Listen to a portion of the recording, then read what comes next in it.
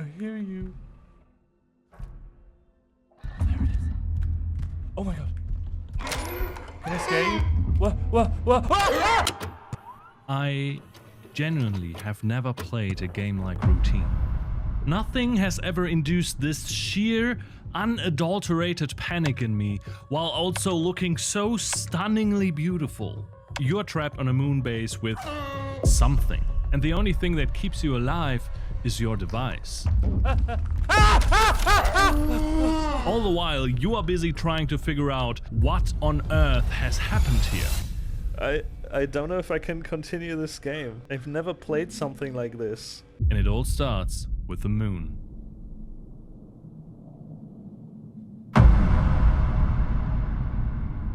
Ladies and gentlemen, we survived the first jump scare. An ongoing cycle of natural actions and patterns.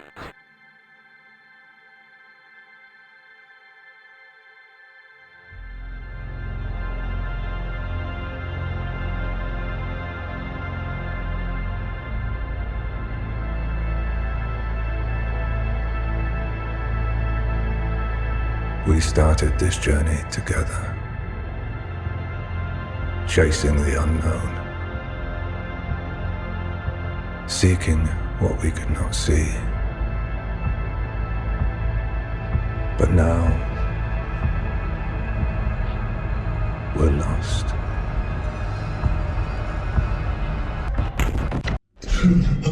We wake up with our hand outstretched as if to reach for something. We stand up and find ourselves in a rundown room, and the first thing we see is a helmet for a spacesuit. A terminal catches our attention. We are greeted by a welcome email that addresses us as an external software engineer. Apparently, this place here, Union Plaza, has a problem with their AI that operates this place, the so-called ASN, and we are here to fix it. And to start, we are supposed to contact the head of security, Kei Koyama. But the door to our room is locked. Right next to the door terminal, we find a safety notice that was hastily taped to the wall. Apparently, there is a health and safety protocol in effect that demands us to wear a helmet and our ID at all times. So until we have both of these things, we can't get out. Luckily, we can print out our ID at the terminal.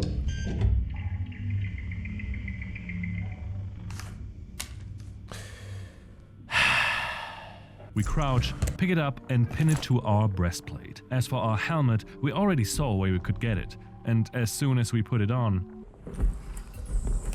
we are hit with the world's most reassuring chapter title of all times: Birth. As soon as we step outside of our room, we are greeted by a welcome video.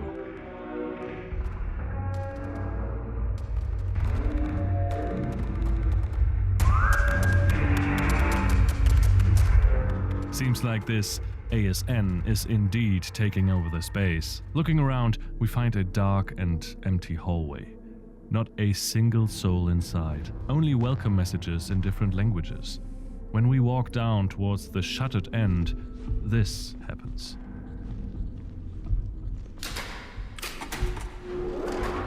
What's happening?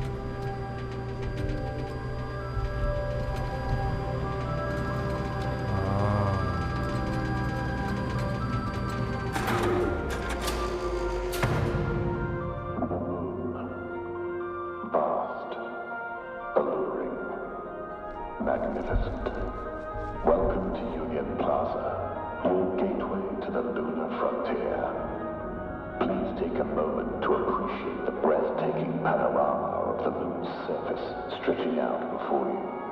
A sight that has captivated humanity for generations. We are on the moon, and we are being welcomed by an automated message. It seems like this base, Union Plaza, is a tourist attraction, which would also explain the welcome signs as well as the sticky notes with guestbook-like messages we can find. But why is nobody here? It seems we just came out of a 7-day isolation period, as is actually common practice when flying into space. The message sends us to a meeting room where we are supposed to be boarded on and receive instructions. Hello? Anyone here? And it's here that we find the single most important item, of the entire game: the Cosmonaut Assistance Tool. Hell yeah. Or from here on out referred to as Cat. What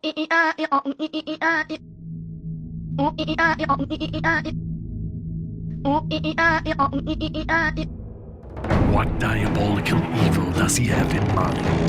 What is he planning? With this tool, we can connect to specific Wi-Fi points and save our progress as well as look at our tasks. And it seems our contact, Keikoyama, has already left us a task. It seems that the AI has put a lockdown in effect for no apparent reason. And we're here to fix this. To access the ASN, we need to go to the Gateway, which seems to be a turnstile where arrivals are welcomed and departures wait for their ride home. On one side, though, is a tube-like hallway with walls painted in red, and at the end, there is an illuminated area. This is where we find the entry to the automated system network. But while going there, you have the feeling that you're crawling inside the intestines of a large creature. We find a makeshift terminal. Someone tried to get into the ASN, but it seems we need a special ID and a code to enter. On a stack of boxes, we find an audio log. We need to shut down the ASN. Everyone's scattered or in hiding. And the only two people with security access to the ASN are me and Kay. If I don't make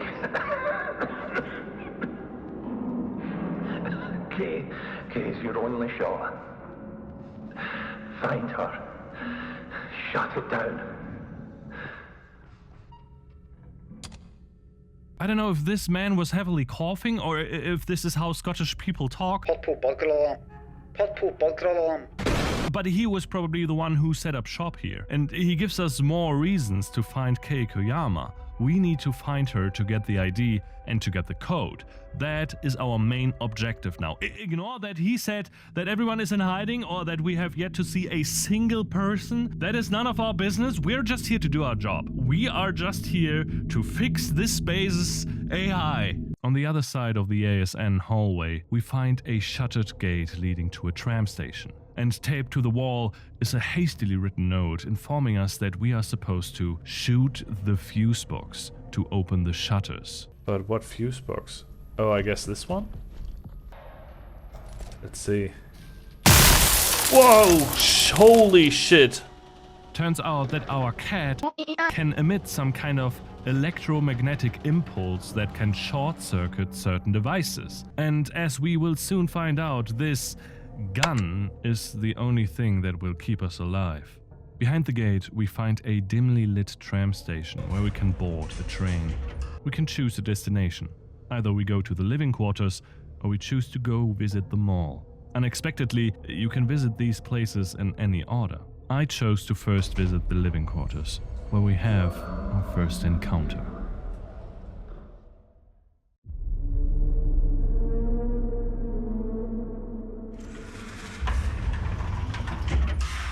Stepping out of the tram, we are greeted with a very disheveled-looking escalator. It's cluttered with repair equipments, tarps and wires, and given what we know, I think that the people of this space were trying to circumvent the sudden and inexplicable lockdown the ASN initiated. Walking up the escalator, we find a kind of foyer, and still no living human inside, but we do find this tiny little guy. Oh, what are you, little guy? What are you? Hey man, how are you doing? Can I pick you up? Oh, I love you too. I was so infatuated with this little man that I was completely missing the very obvious body bag lying right next to it. The biohazard label is in plain sight and you can clearly see the outline of a person inside. I even crouched down right next to it to get a better view of this little man. Reviewing my footage, I cannot believe how I didn't notice this very foreboding hint. It's actually hilarious. I mean, look at him. He has no idea. Well, seeing no evil, I entered the elevator to the living quarters, completely unprepared for what was literally about to happen next. Upstairs, we find ourselves gated off yet again, but we can approach a terminal and try to check in. There's something on the screen. We punch in our ID and the elevator closes and descends again, something I only absent-mindedly acknowledged. But suddenly, we are distracted by a commercial.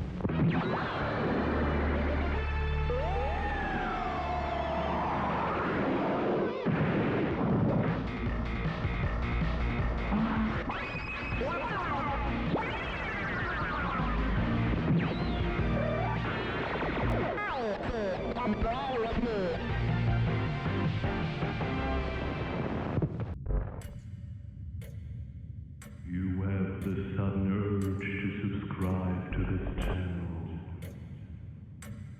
If you have the financial means, you have the sudden urge to consider supporting this channel on Patreon, so that one day I may do this job full time.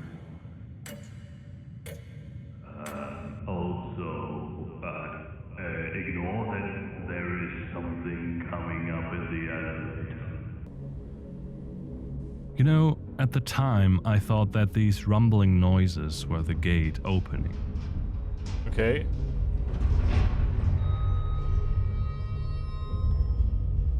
Can you open the thing for me now? That's why I didn't check what was clearly arriving in my bag.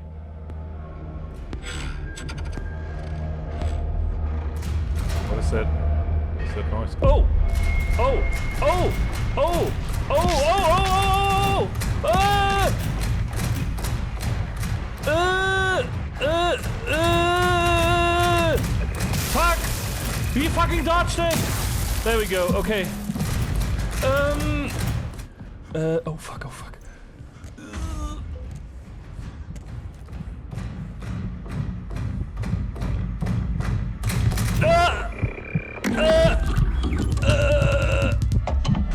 No!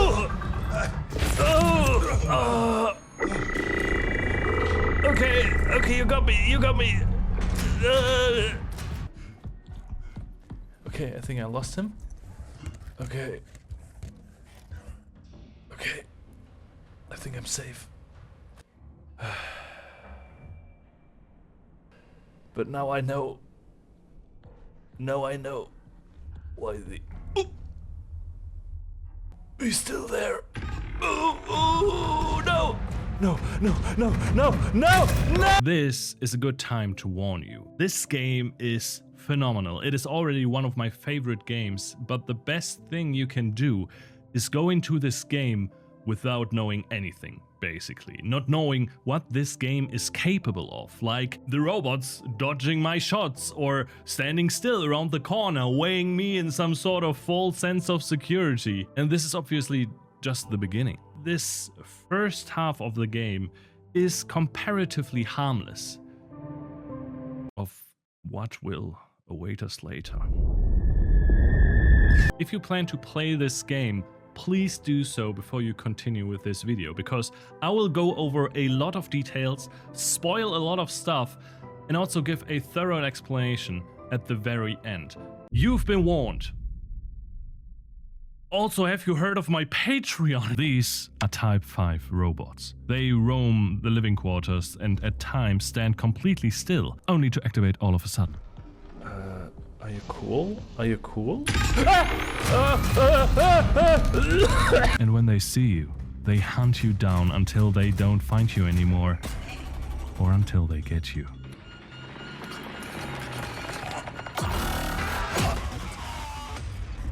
We don't know why they are so aggressive, but we have to move carefully now. The living quarter consists of several blocks with little apartments and a reception. We can actually find a list on a black board listing all the inhabitants that are living here currently. It seems that there is only one guest staying here at Union Plaza, and the rest is occupied with staff. We also see that Kei Koyama's room is 04B, but we don't know where that is. So we have to look around, and this is where the game shines. There is no HUD, no quest marker, nothing. But when you look around, you'll find little clues like the occupants list. And searching this place, hiding from the roaming killer robots, we see a sign that the apartment we are looking for is located behind a laundrette, which unfortunately is locked due to a fire that broke out. But we can lift the lockdown in the reception, which is also locked, so yeah, we have to find a code. That means more looking around, more dodging the FNAF gang, and more searching through the apartments.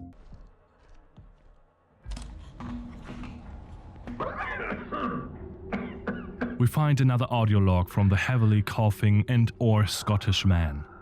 Ever since I got back from the perimeter check, I've felt off. Headaches, eye strain, you know, the usual. But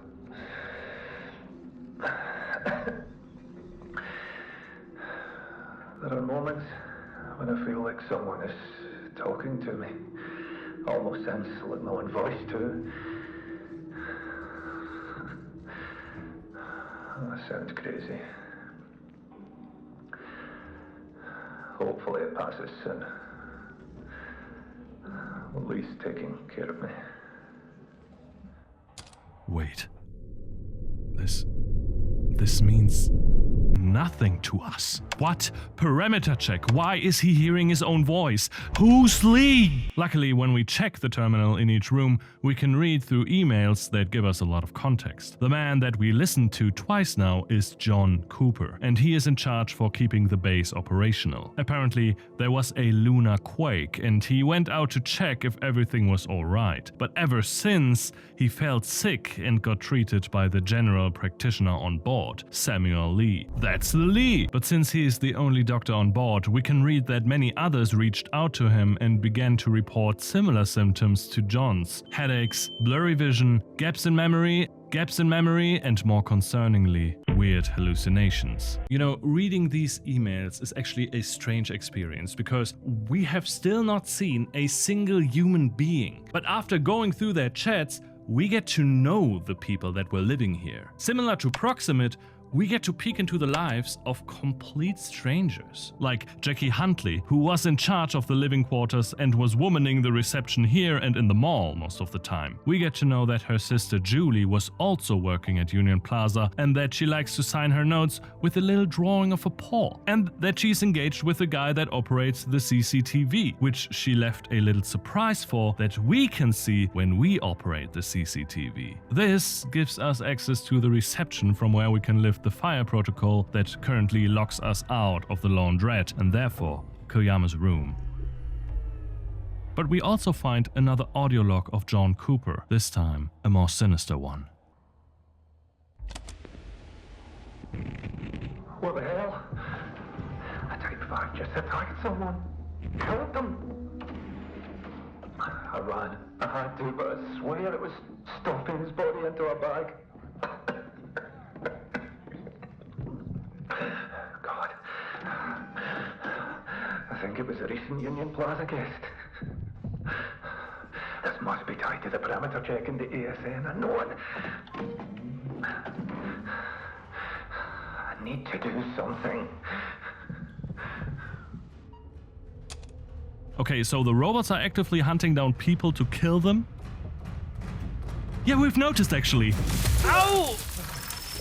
Oh. Is that why nobody is here anymore? And he thinks it's connected to the ASN going rogue. Is that why he wants us to turn it off? Thinking emoji. The laundrette is indeed showing signs of a fire, but some of the washing machines are still running and there is a broken robot at the back that I was first afraid of because it seemed to be looming in the darkness when I came in, ready to pounce on an unsuspecting engineer. Are you active, sir? But we actually found several broken robots throughout the living quarters, probably signs of the people fighting back against them. But this also gives us a chance to get a clear view on one of these clankers. Let me get a good look at you. Why do you have teeth? They have this white, almost bone-like plating, as well as a red orb in the middle of the chassis. That is what you want to aim for when shooting your gun at them. It will temporarily disable them instead of staggering them. This saves precious ammo in heated situations, because you only have 3 shots before you need to frantically look for batteries while hearing their thundering stomps behind you.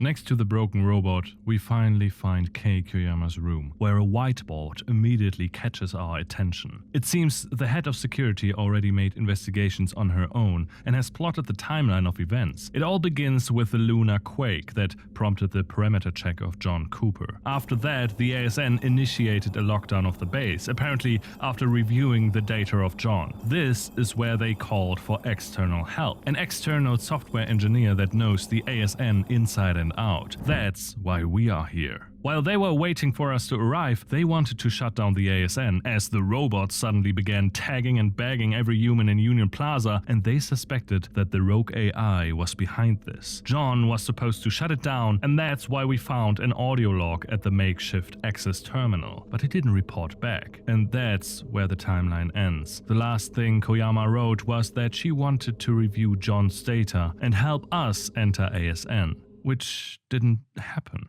Looking at her terminal, there is still a media file open, as if the last person that operated this thing left in a hurry or was forcibly removed. It's a video called Parameter Check.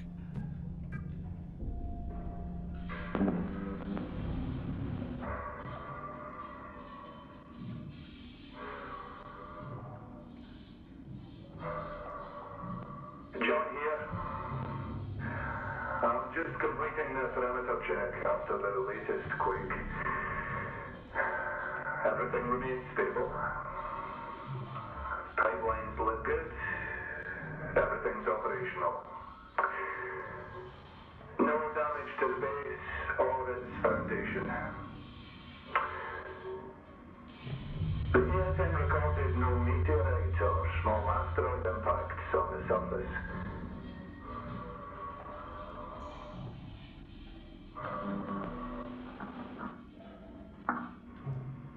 Move further out. Documenting what appears to be the deepest fissure in the area.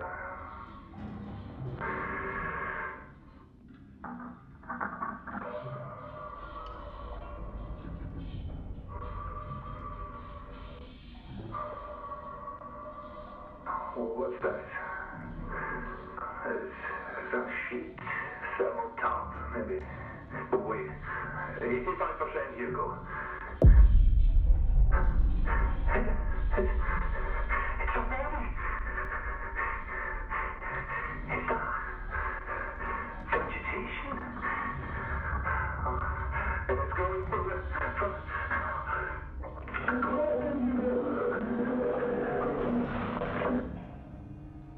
John Cooper found unaccounted human remains in a fissure on the moon. And not only that, there was also something growing on it. But we can't find out more about this here. The only thing we can find is Key's ID, which is located above the terminal, next to a prominently yet subtly placed VHS cover of a movie called Bloom that foreshadows nothing at all and is a completely pointless thing to direct your attention to.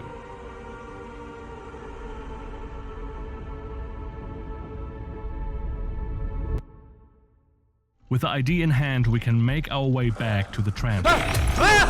Holy shit, dude, fuck! We are suddenly ambushed by the robot that is not as broken as we might have hoped. We run for our lives, but while we fly through the corridors, we suddenly see the red logo of the ASN flashing on screens along the way. One goes. Why? No! The ASN tries to lock us in with the robots. You're messing with me, aren't you? Oh, fuck! Dude. But luckily, since we had to explore this entire floor before... This rhymes. Am I the arbiter of the English language? We know every route in the living quarters and can even go where these big chungus machines cannot. Oh! Wait. What happened?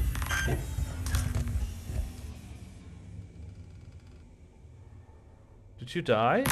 Eventually, we find our way back to the elevator and leave the living quarters.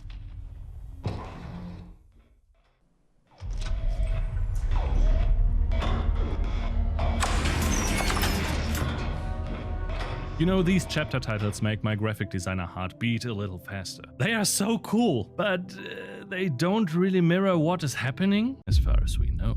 I guess we have to look elsewhere for answers. So, let's go to the mall! Let's go to the mall today. We arrive at the mall station and are just about to reach a reception when... Oh! Oh! Oh! Hi, Icy! I love you!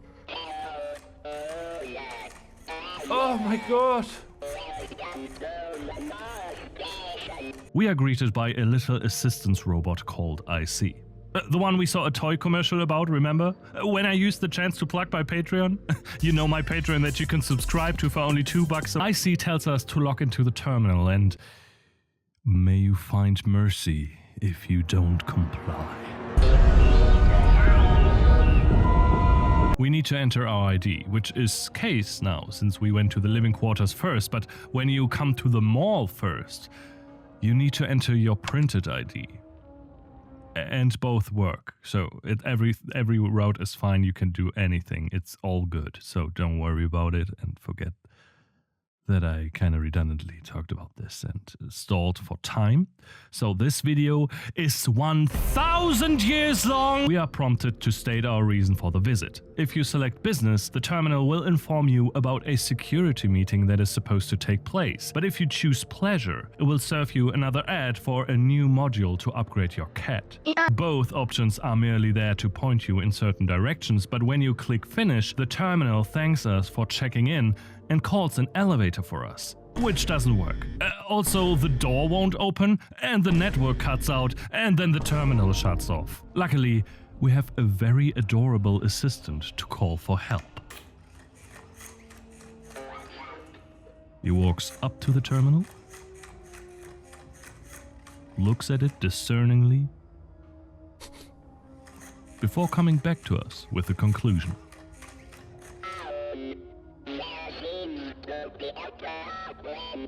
Yeah, I've noticed.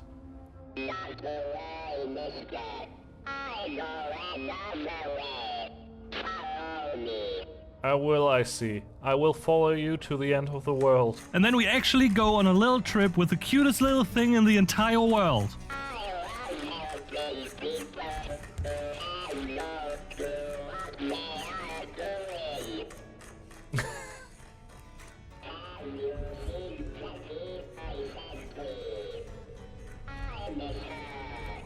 No, I haven't seen her, I'm sorry. And he leads us back to the tram station and opens a little maintenance hatch for us before stopping in front of a ladder. Whoa!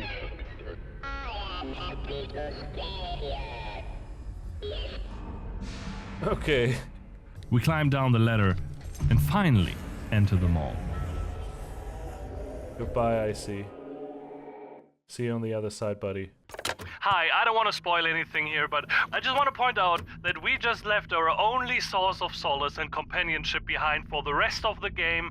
From here on out, it's just gonna be miserable all the fucking way until we reach the end. And from then on out, we have nightmares beyond nightmares for weeks on end. We're so fucked. We are in a maintenance corridor. There's this weird humming sound and a warning sign catches our attention. It says that there is a strong magnetic field that messes with monitors and that analog displays can be fixed with their respective degauss button. We whip out our cat and sure enough, the display is all messed up and we can fix it with the press of a button. And just like that, we are taught a new mechanic in this game, just by environmental storytelling alone. No tutorial, no voice telling us that there are external influences that can mess up our means to aim, just very good and very immersive game design. Through a vent, we leave the maintenance corridor and enter a dark room that looks like an abandoned store. I don't like this. I don't like this. Whoa, whoa, whoa, whoa! We are locked in here, and an alarm is going off. Every exit is blocked, even the vent. But if you look closely, you can find a hidden button underneath the checkout counter that will lift the alarm and call something else.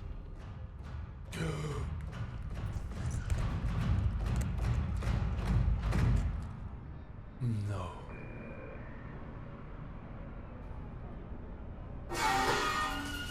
Oh, oh, oh, oh, oh, There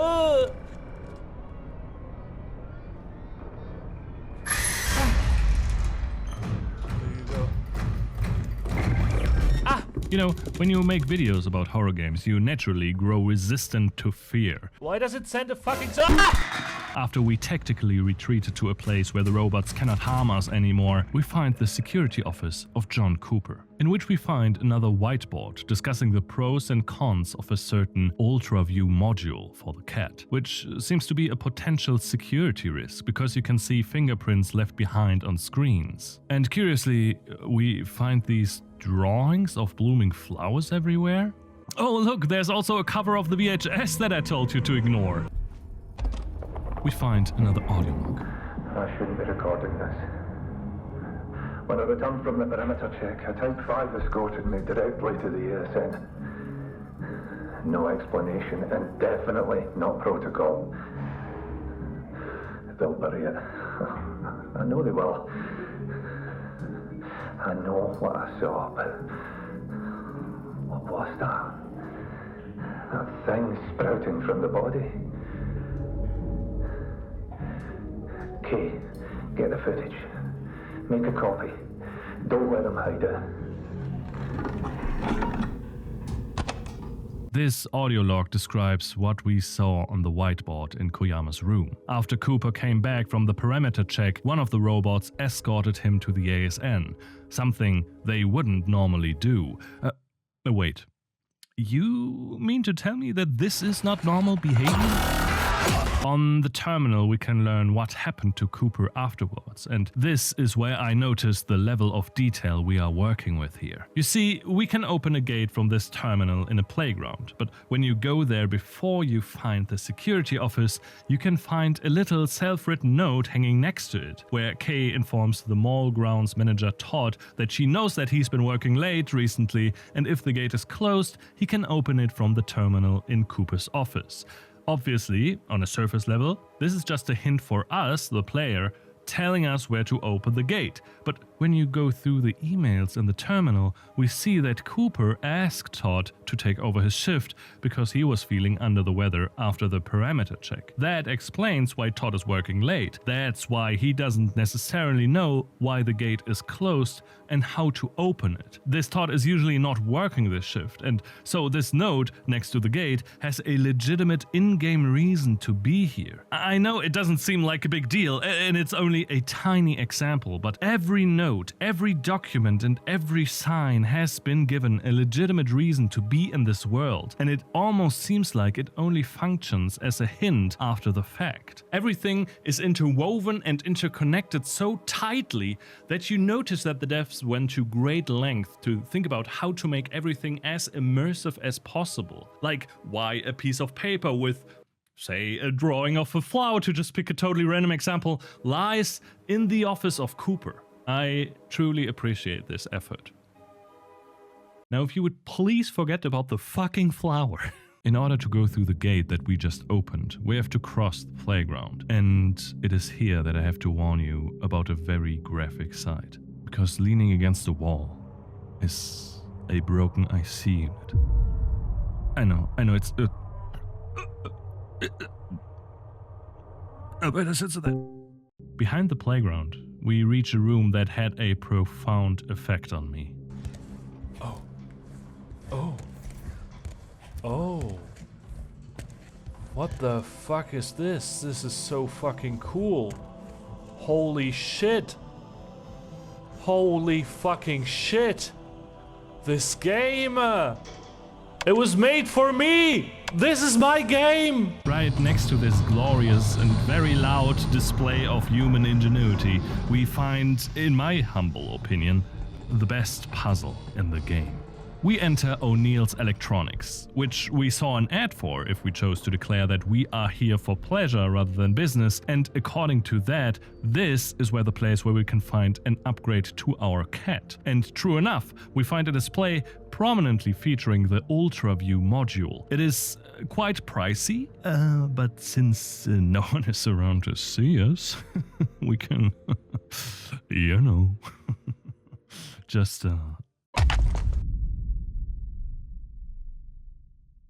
Yoink. With the UltraView module, we can see special paint and fingerprints. You may have heard of UV light. This is what it stands for. Don't check. If we switch to this module, we can try it out on this demo area to see how it works. And now that we have that, we can go and open the We are once again locked in a room in this mall. But if we check the room with our shiny new toy, we can see that the person that wrote the congratulation message unknowingly spilled some special paint and left a trail to the back of the store, where it leads to a terminal from which we can open the door, if we would know the code. But if we use our new module again, we can see the last 4 digits the person has selected. But what is the correct order? Well, if you think about it logically, it only leaves one combination. Okay, so I would assume since he had like ultraviolet paint on his finger, it would smudge the most amount of paint at the first and then gradually get less paint. Oh, this is actually very clever. This is actually very clever. 6, 9, 2, 4. Is that correct? Hell yeah, it is. Now the question is, can we use this trick to figure out the code to the ASN? And the answer to that is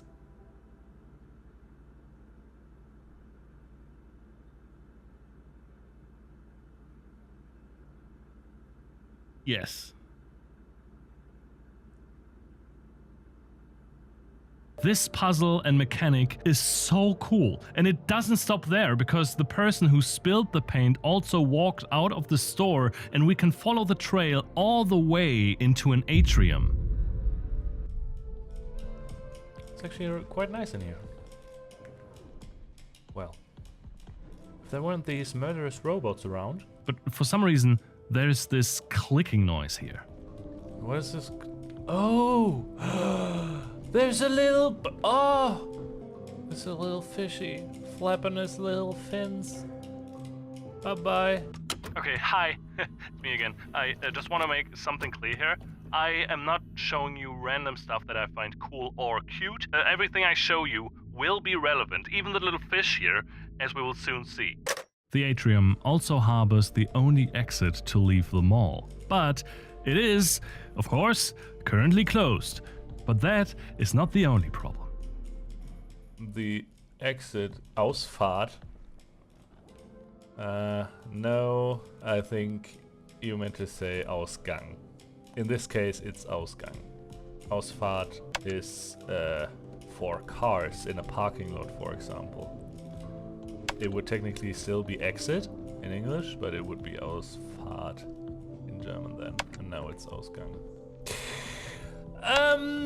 Not that I wanted to kind of nitpick on this thing, but... Oh, I'm sorry. It's not my fault that this trash game is literally unplayable. Anyway, we pick up the trail of the UV paint, use our newly learned fingerprint trick, shoot a box, and are able to open the gate at the...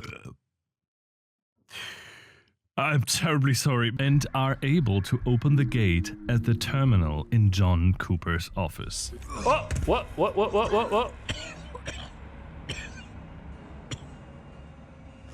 I have the sickness as well.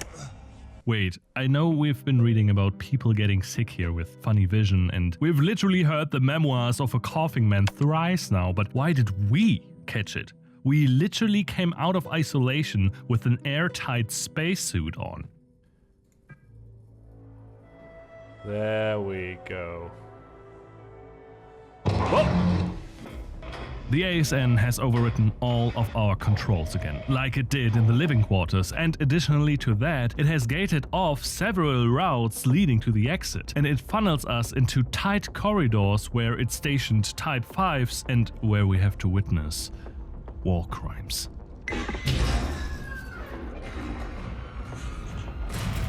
But with a desperate sprint to the exit, we managed to escape. Only to find the single most devastating tragedy known to mankind. If you have a sensitive stomach, you may want to avert your eyes. Oh no! No! I see! No! They have killed our little boy.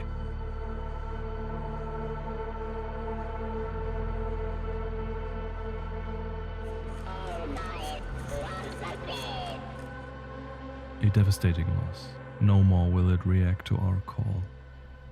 As we walk back to the tram defeatedly, we are hit with another episode.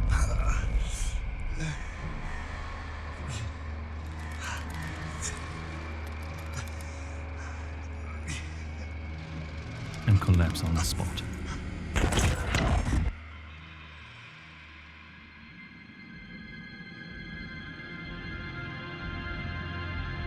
Days pass, but nothing changes. It's like time forgot to take me with it.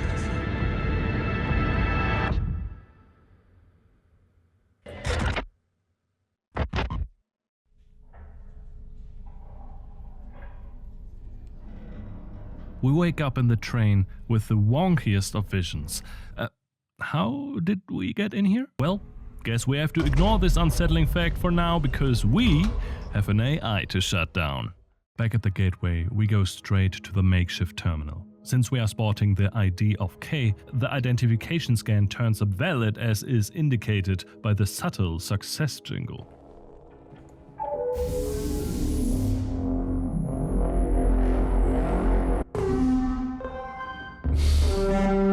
Holy. Okay. We do our little UV trick and enter the code we just revealed when...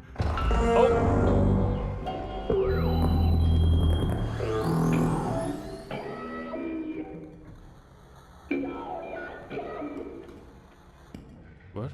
As the ASN manages to override this terminal, the little IC unit that was shoehorned into the setup activates.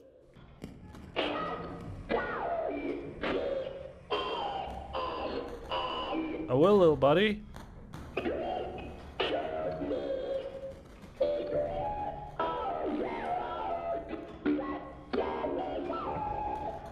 We do as we are told and shoot the bravest little calculator in the face.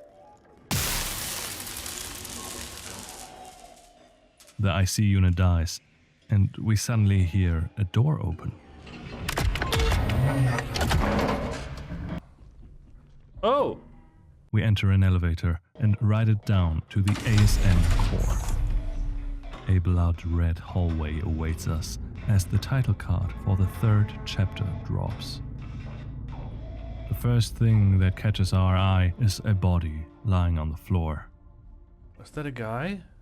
It's the first person we've seen this entire time. Well, technically it's the second, but it was the first time for me in that very moment. So on closer inspection, the person must have been bleeding when they died, but we find no traces of a fight. They look like they just toppled over and died. Close by are two items that identify them. The first one is a piece of paper with yet another drawing of flowers, just like we found in John's office. The second one is an audio log, and by far the most important clue of this entire game.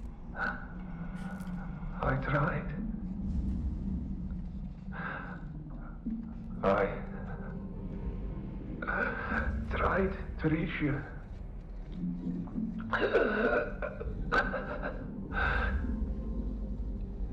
Yes. Please.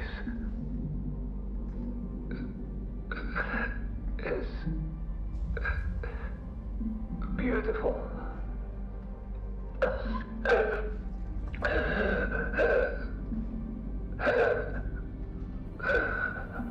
Thank you.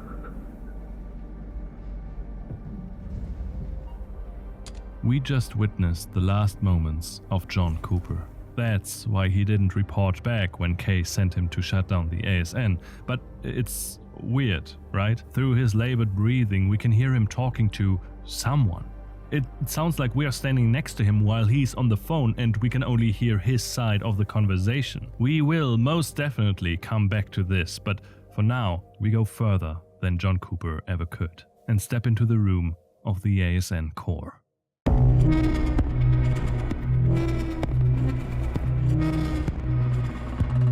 The ASN is located in the center of a very wide and round room. The core is embedded into a hole-like area in the middle of a large bowl. Light pulses from the center, and we hear this distant heart-like thumping. It almost looks like the ASN is an egg that lies in a nest, and it feels like we've just entered a... Needless to say, I think it looks super fucking sick. Oh, what is this? What is this? Holy shit. This is so fucking cool. We can access a terminal on the outside of the bowl. As we come near, we can see that the system spammed several one-word messages that we have to click through to proceed further. Stop live, LP, project, stop, save, subscribe, project, stop. Eventually, we can access the logs that the ASN filed and find out what actually happened in Union Plaza. After the lunar quake that prompted the parameter check of John Cooper and the resulting find of the human body with the weird growth on it, we can see that Cooper uploaded the video to the ASN. That was after he was escorted to this place by one of the Type 5s. In the audio log where he recounts this event, he also says that he thinks that it's gonna be buried, that they gonna hide this find away. And true enough, we can see that the ASN is storing the video into a confidential storage where no one can access it. Then we can see that the ASN reviews the video over and over only to detect an unknown contaminant, after which it immediately locks the entire base down. So that's the answer, right? John brought an unknown contaminant into the base, the ASN locked the place down so it wouldn't spread, and the people didn't know what was happening and called an engineer, and now everyone is laughing about this simple misunderstanding. The end. Yeah, so talking of everyone, where? And also, why the unprompted lockdown? Yes, we saw in the emails of the doctor that John was spreading something among his crewmates, and it wasn't his cheeks, but it only caused like headaches, blurry vision, and the occasional memory gap. So why not inform everyone about the reason of the lockdown? And why hide away the video that, by mere stubbornness of John, also leaked to Kay? A lot of things don't add up here. But anyway, we have to shut this bad boy down. And in order to do that, we have to initiate this long process with multiple steps, like lowering specific nodes, after which the ASN reacts violently. Oh my god. Can you stop? And after each time we complete a step, we need to click away a warning, which gives us plenty of opportunity to reflect upon our actions. We need to do this, right? That's why we came here for, isn't it? Surely, this needs to be done. And after encapsulating the last spectral deflector, the ASN exposes its core to us.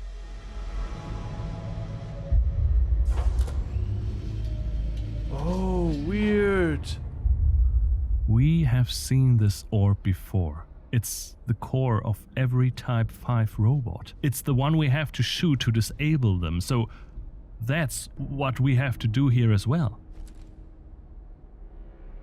Bye-bye. As soon as we shut down the ASN, our vision gets blurry. What's happening?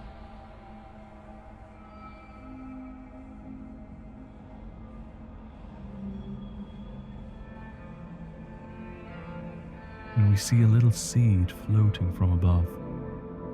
We catch it.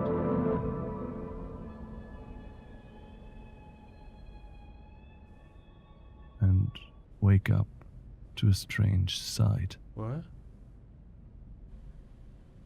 What is happening? We see the ASN core lying tipped over on a rocky surface. If we get closer, we see that its cables are connected to the ground, but instead of vanishing into a dusty rock, we see that the hole is bloody, almost like it's connected to an organic surface. And then we are distracted by a weird but familiar sound. There's a little fishy. Ah! Ah!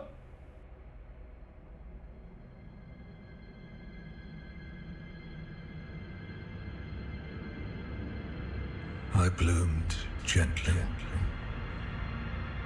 hoping something might answer.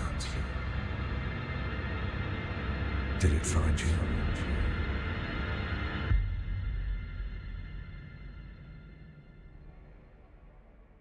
And with this, we enter into the second and frankly very unpleasant part of the game. We are done with the silly little Five Nights at Freddy robots chasing us around Scooby-Doo style.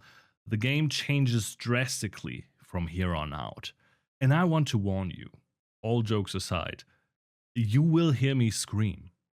And I don't mean the little performative YouTube jump scare reaction.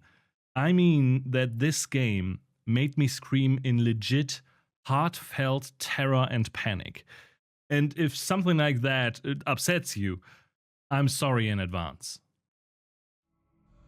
We wake up. We see a room, but also a rocky surface. It looks like someone superimposed a walk on the moon onto our eyeballs, but in reality, we are lying on the floor of a tiled room.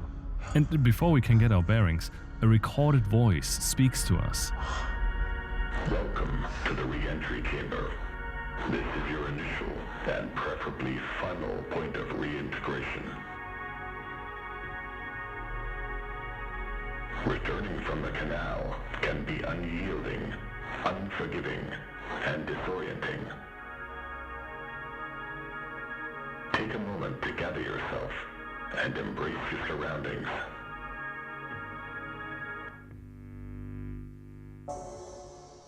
Reintegration from the canal? What does that mean? Thank you for your continued commitment to personal upkeep, colleague well-being, and your assigned duties.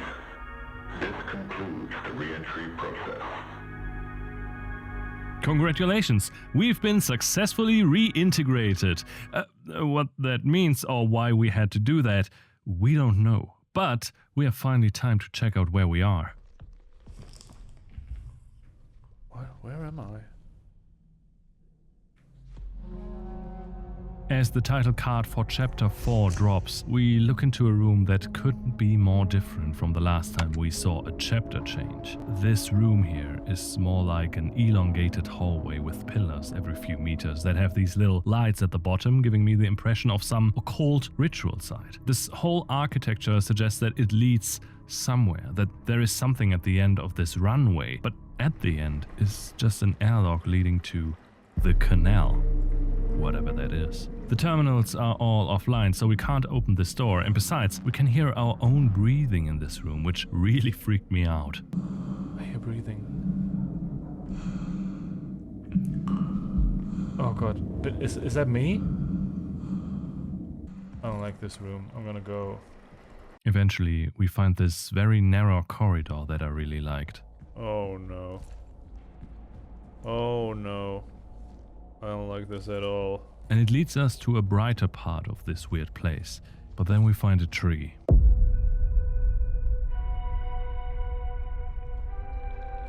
In the middle of this wide room stands a withered tree. The ceiling is lined with leaky pipes. Water is constantly dripping on the floor. Fallen off twigs are surrounding the tree, and there's also something else. Are those apples? Okay. If you are like me in this situation, you must be overwhelmed with questions. Why did we collapse after we shut down the ASN? What do all these visions mean? And where are we? Everything seems older and more decrepit than before. Not only was the wallpaper in the first room already peeling from the wall, but the technology looks more dated as well. Even the batteries and the user interface of terminals look different. Talking of which, we can access a terminal of a certain Henry Becker, who seems to be a lead physicist here. We get the impression that this is a research base to study this canal, and apparently they found something significant there on an exploration mission. But not without a cost. It seems one of the researchers wandered off into this canal, never to be seen again. But more distressing is a particular diary entry of Henry. 8th of September 1978. I think we brought something back with us from the canal. Okay, 1978? Up until now, we weren't really confronted with the time that this game takes place in, other than the overall retro-futurism aesthetic, but we can actually narrow it down if we look closely. Because every time we check our tasks or save the game, we can see the copyright stamp of the company that produced the cat. So we are roughly in the late 90s, meaning that this diary entry was written 20 years ago. So, what is going on here? There's also a video on this terminal. It's called Entity A Markings, and it starts with the logo of an institution, Prism. They seem to have documented traces in their base left by the thing that they brought home. Hand or footprints, I guess, hair and excrement. Wait.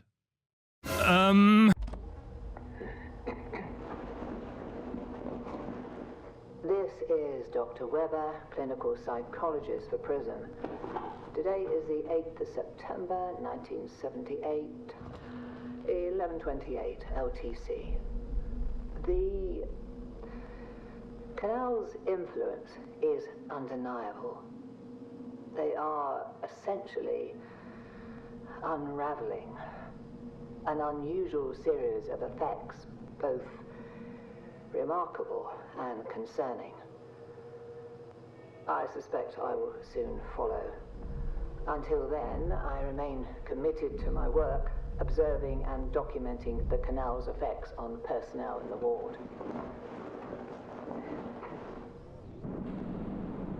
Seems like whatever this canal is, it's having a profound effect on people. It turns out we have to reinstate the power in this place to do anything. When we activate the breaker for archives, we see that we can interact with a large screen. And when we try to boot up this thing, it tells us that we need the interface module for our cat. In fact, we need that specific module to access any of the doors we give power to. So we crawl through a vent that has a little doggy flap covering it that we totally knew was accessible by just walking against it.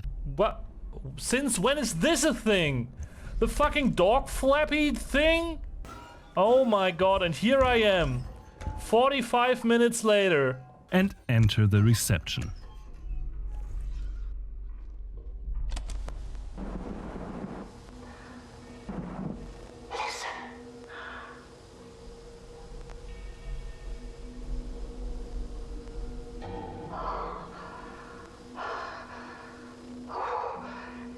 Searches for something.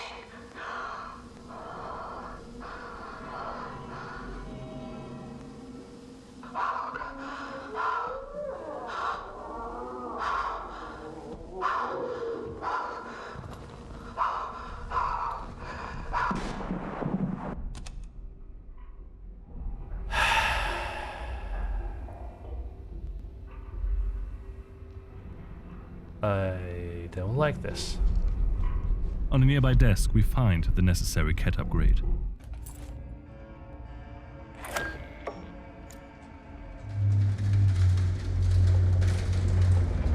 What? What's happening? What was that? What was that? That must have been one of those lunar quakes we've been hearing so much about. Anyway, time to gloss over this foreboding event and instead read through increasingly unsettling diary entries. James was right. I saw it too. Is there an issue with the interface module software? There Has to be a logical reason behind it. It's no software anomaly. It's here, in the ward, watching us. I've been monitoring all the areas with the interface module. It's the only way to see it. Whatever it is, it's tall. Oh no. Oh no.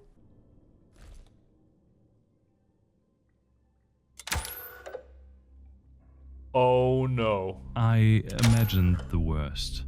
Oh no. I've seen enough horror games to know where this is going. With the prowess with which this game has been put together, I was afraid about what was going to happen next. I don't think my little heart can take this. Hi, it's Mo from the future again. Accurate prediction. I didn't die of cardiac arrest, obviously, but the game sure tried its best to get me there.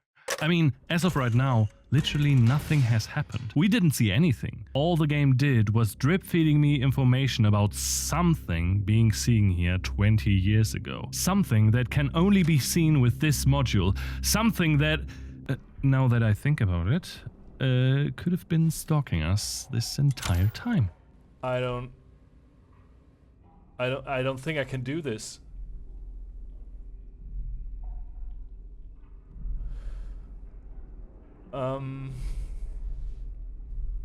Okay.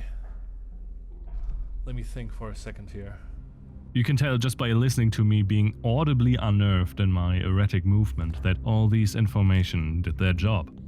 I was afraid. Plain and simple. I didn't know what was to be expected, and I wasn't eager to find out. The game had piece by piece dismantled my mental fortitude.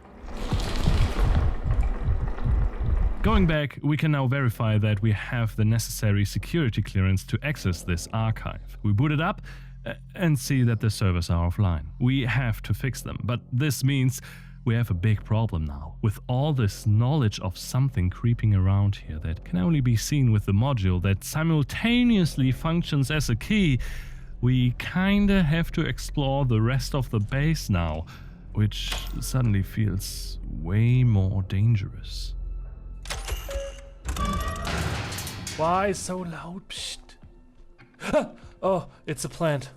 It's a plant. We find a darkened room. A single flower is projected onto the wall, and the chairs are arranged in a way that makes it feel like a small public screening has happened here. If we linger around for a moment, it becomes clear that the projection is a loop. The flower blooms and withers, over and over again. Hello?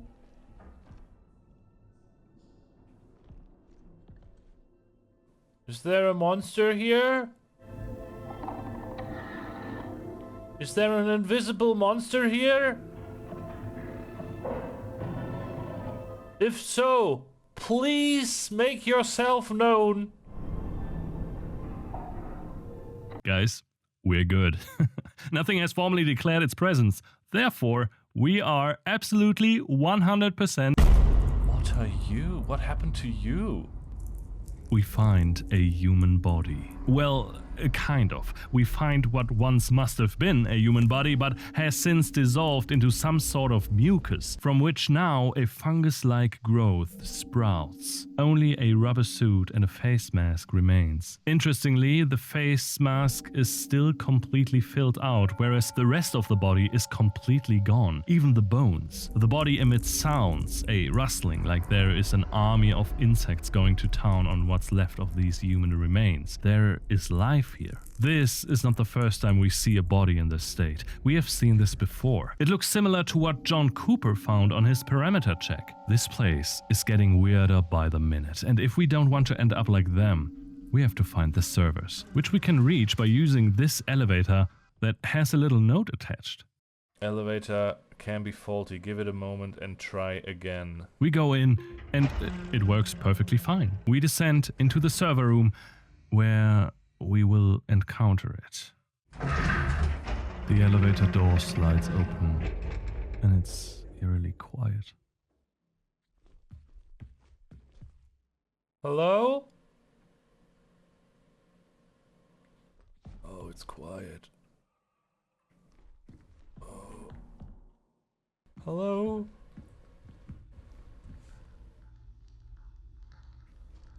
Oh! Okay. It could be an automated system. It's fine. It's fine. It's fine. It's fine. It's fine.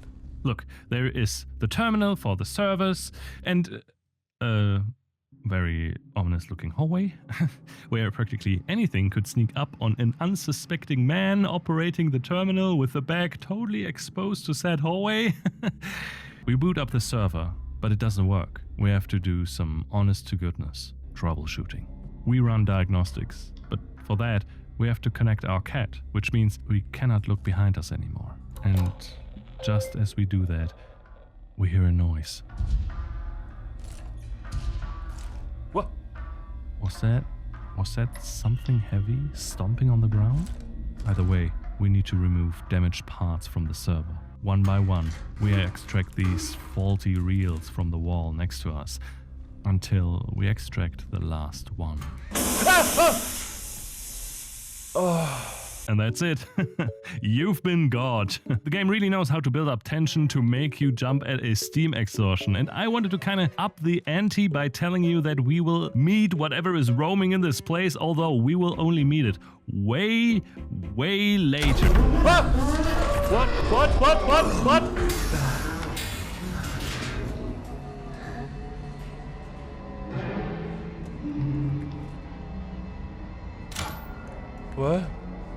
What? I'm just gonna go.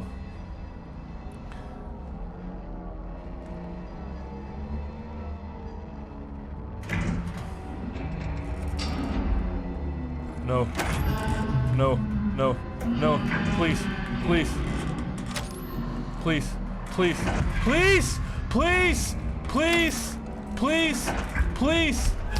Ah!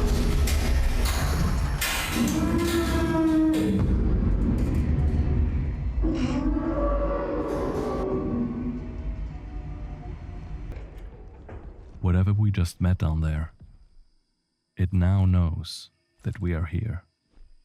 Okay, we good. It's down there and will never come up. Oh. What? It came up. I hear it.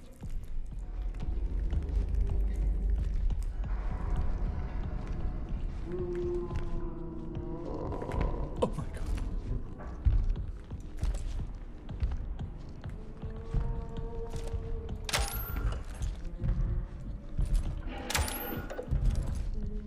There's something moving. Oh fuck. Oh no, the door's locked. Oh no, the door's locked. Fuck. Oh, there it is. It is. I'm out of battery. I'm gonna be honest with you here. Just rewatching this entire sequence makes me tense up. It is absolutely the worst. And it is 3 times this tense when you have to play this fucking game. It was the worst time of my life. Needless to say, I love this game. And we're not even done with this scene. I hear you.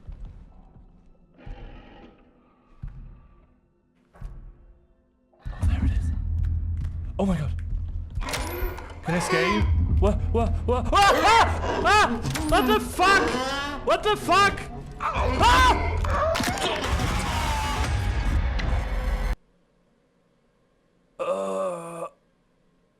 I don't think I can play this game anymore, guys.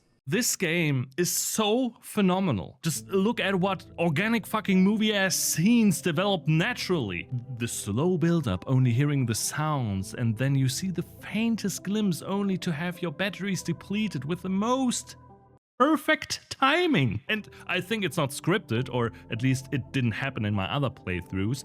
It was just a happy coincidence. Then you scan the area and the thing wanders around the corner and it's so beautifully framed. And then it sees you. You pull the trigger and it sounds like it is stunned, but the device takes a few seconds to process the image. And when you can finally see it again, it has come so close and you just panic. This game is perfect. Well, the rooms that we once explored so carefree are now roamed by a creature that cannot be seen by the naked eye. We can hear it stalking around.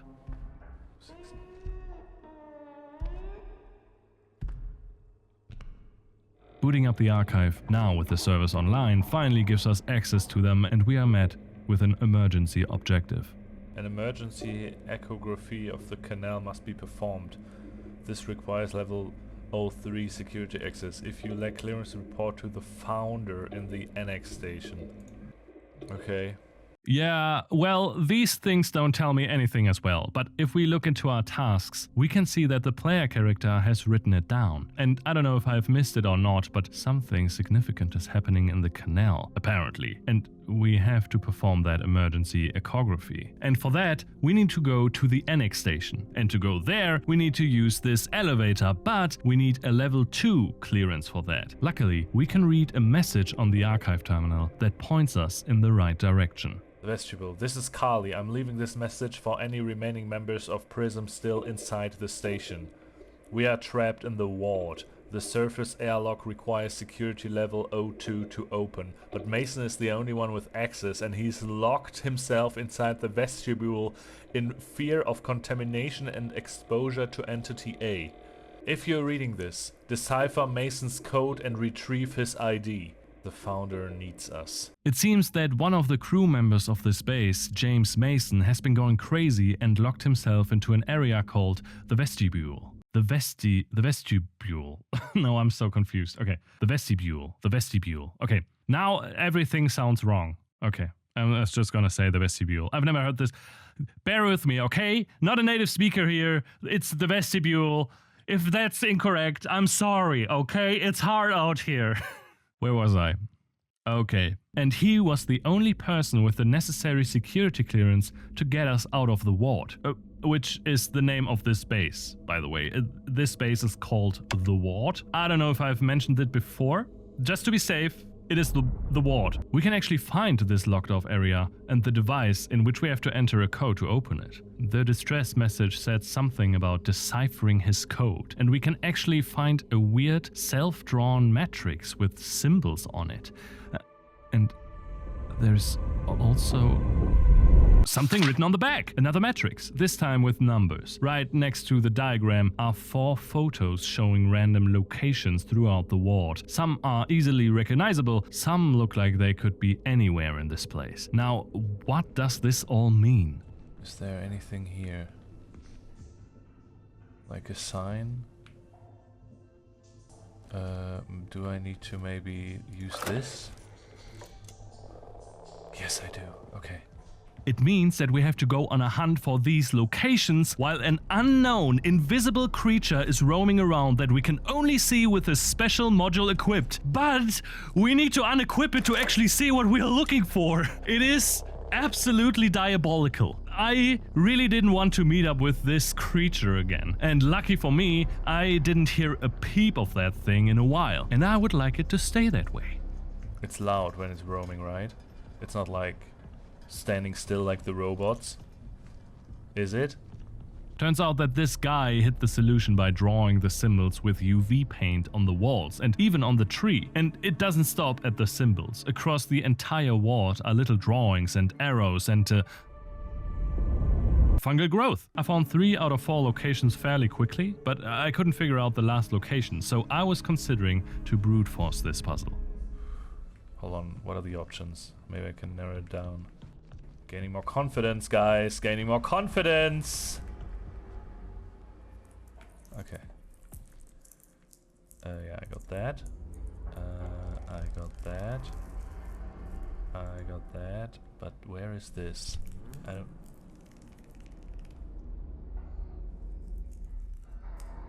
Oh, I know where that is. I know where that is, actually.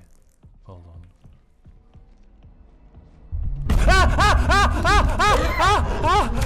Oh my god, oh my god, oh my god, oh fuck, oh my god, it fucking snuck up on me, holy shit, fuck, oh my god, I'm going to fucking shit myself.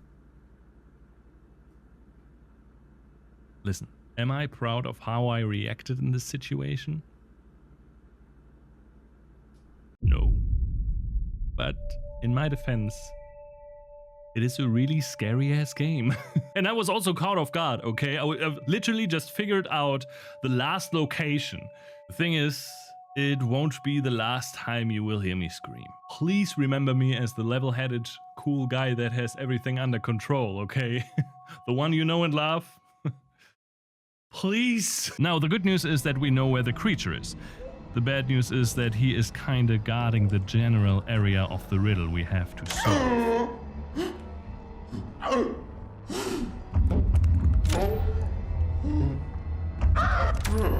Can you fucking go? Fuck! Can you go away? Can you stop fucking guarding this goddamn puzzle? But with my latest encounter, something was different. Is he stuck somewhere? I caught a lucky break, because while looping around, the creature got somehow stuck somewhere, and I was free to move. Hi, it's me again from the future. In hindsight, I wouldn't call this a lucky break anymore. More like an attempted murder, negligent homicide at least. Yeah, you'll see. I saw my opportunity and used this ceasefire to quickly solve the puzzle and enter the code. We can now enter the vestibule. In my first playthrough, I ran into this area. Didn't take in the noticeably different scenery because I was afraid that this monster would chase me down, but then I listened closely.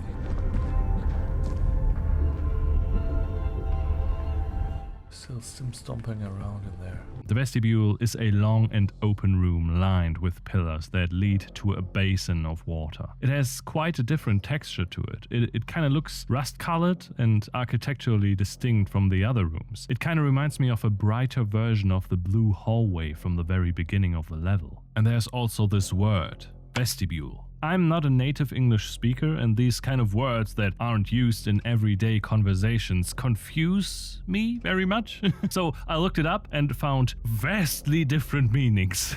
So first of all, a vestibule is a small enclosed entryway or transition space located between the exterior door and the main interior of a building. I guess you can kind of see it as an airlock for regular houses, and when you look at images you can see a couple of examples, but then there are also other images that you can find there. Listen, I'm a gamer. I've never seen a woman in my entire life, but my AI girlfriend told me that this image depicts the female reproductive organ, also known as the vagina. And it seems that there is something called a vestibule as part of it as well. But surely the game doesn't mean this kind of vestibule, am I right? I mean, we can just cut this interpretation of a vestibule out of the equation, right? It's just silly. Silly, I say. Please tell me that we can just gloss over this and we'll never talk about this again. Behind a wall, we find a terminal and an audio log on a makeshift bed. This must be where Mason resided when he locked himself in here. We cannot access the terminal without knowing his ID, but we can listen to the audio tape, which turns out to be quite special. Maybe you can hear it.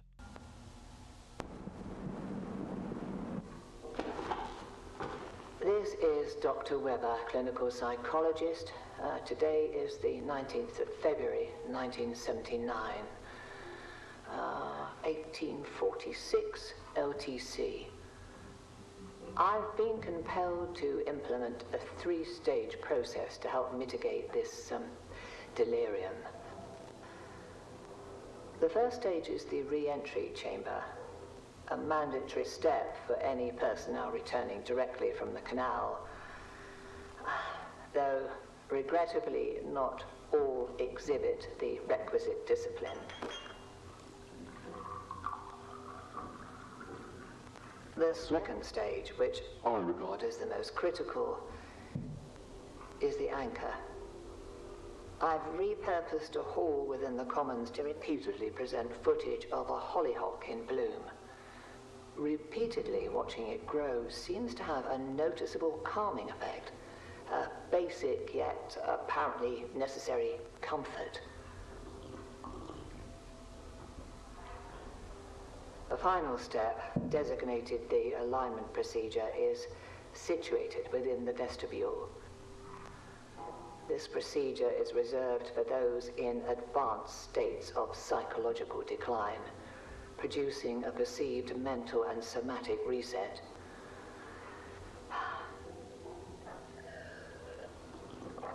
I shall continue to monitor the effectiveness of each stage. At present, however, these steps seem to be helping to a degree.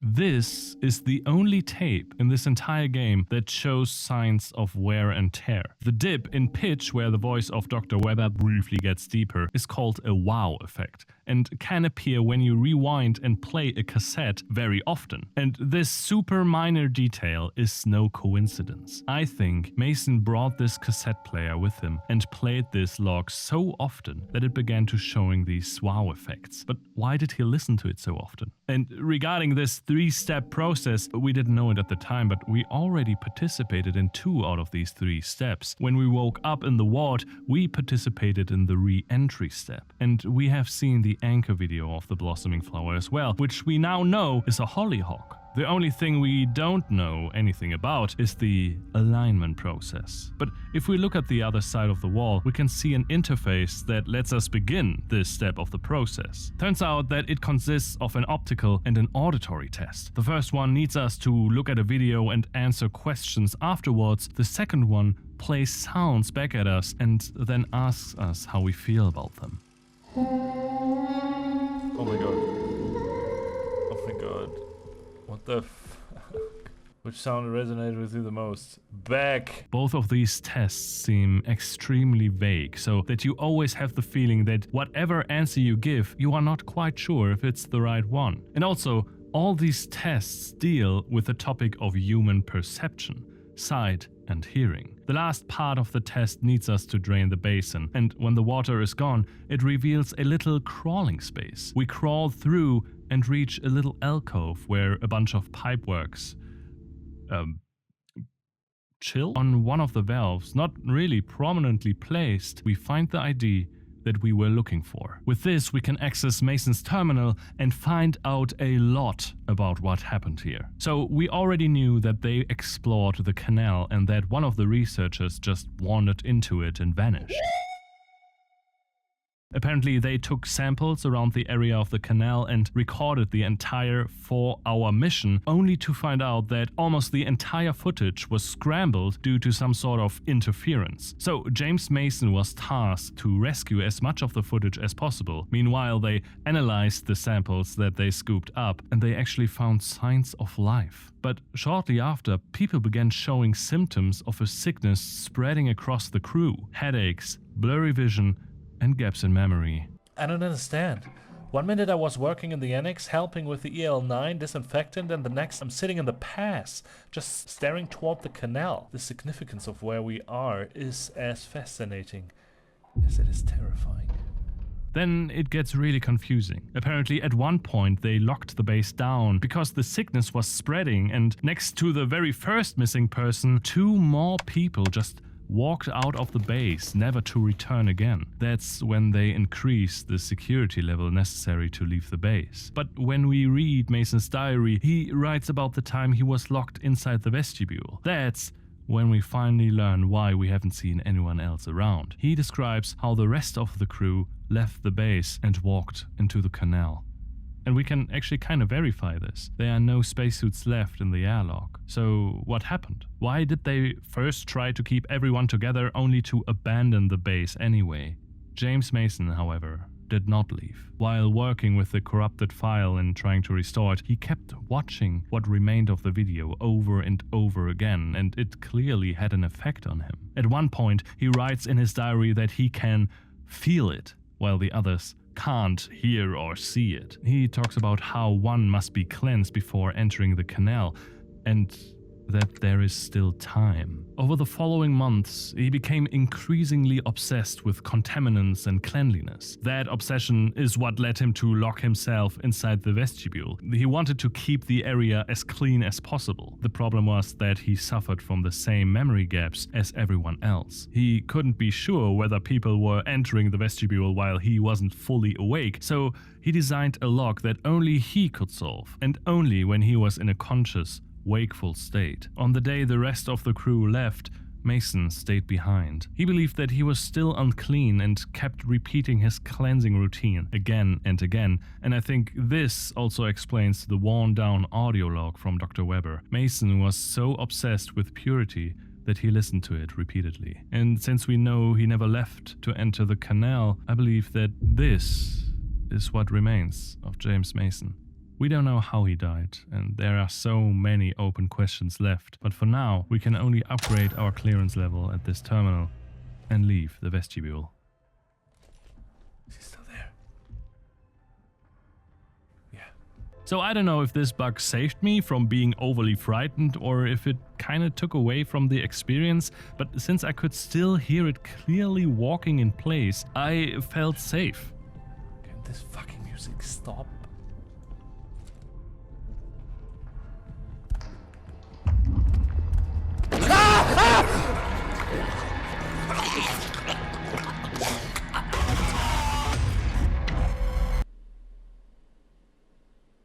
Never in my life have I screamed in such terror. I really need to break.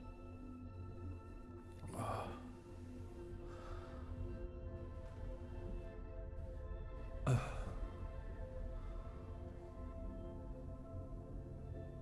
can't do this anymore. This is too much. This is just too much.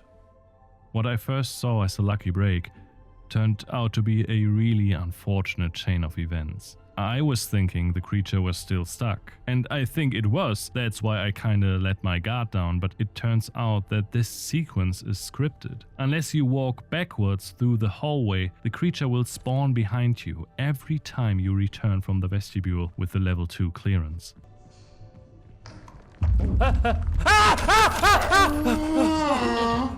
And even though I knew he would come, it would still make me jump because the speed at which he came at me was unexpected.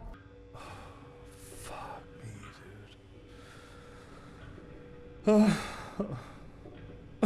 dude. What have I done to myself? I don't know if I can continue this game. I really mean it. I've never played something like this. And that's when I quit the game. I couldn't go on. It was simply too much for me.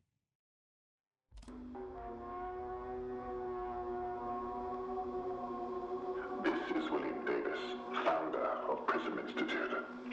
I'd like to take a moment to express my gratitude to each and every member of Prism. For your tireless work, your dedication, and your remarkable foresight. I suspect those back home are utterly unprepared for what we shall find.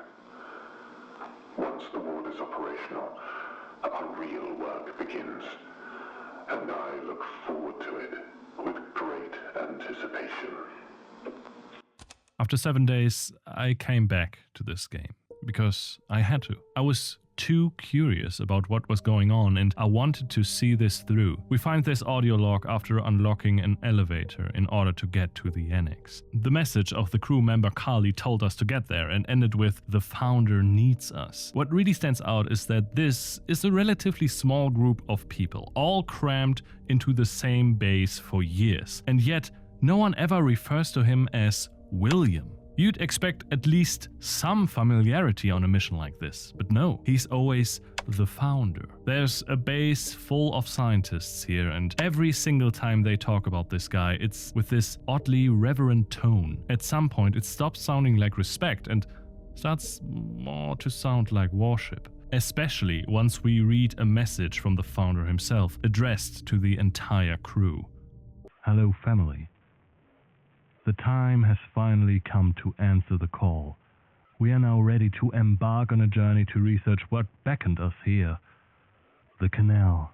Before we set out, let us meet in the arbor at 9 o'clock for breakfast, so we can gather around at a piece of our old home in our new home. Tell me that this doesn't sound like a cult leader preparing everyone to commit mass suicune. I guess the only way to find out more about this individual is reaching the Annex, and for that we have to exit the ward.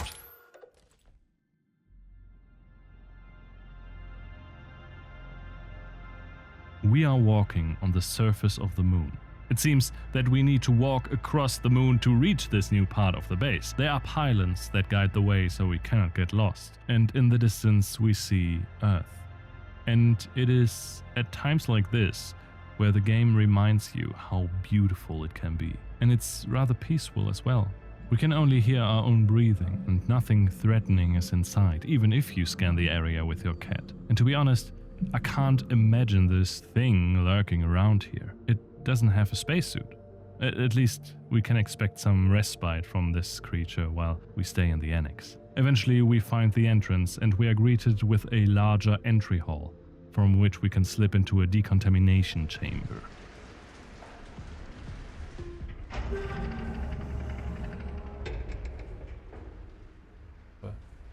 Huh? No.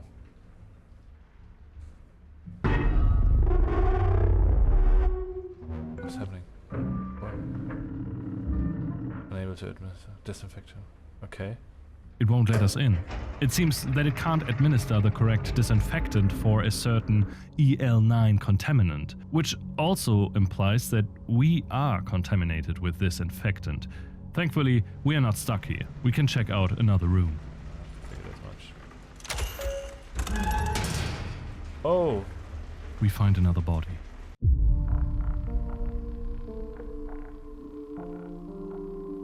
Again, fungus-like vines seem to grow out from their orifices towards the ceiling light. Although every bone is gone, the head mask is still completely filled out. I don't know what purpose this green rubber suit was supposed to serve, but it looks really horrible to wear. The eyes and mouth section is just a bunch of tiny holes punctured into the fabric. We hear fluttering and rummaging of little insects again, like as if maggots are still crawling around in the body. Next to it, we find a report. It looks like the people of this base made a detailed timeline of symptoms and their descriptions of the people that have caught this mysterious sickness. We see that it starts with piercing headaches and pressure in the head, as well as blurry vision. All symptoms that we have read about, not only in the diary entries in the ward, but also in documents and emails in Union Plaza. On day 7, a cognitive decline sets in, represented by visual and auditory hallucinations and acute memory loss. From then on, we have breathing difficulty at 30 days, dehydration and energy drain at 45 days, and eventually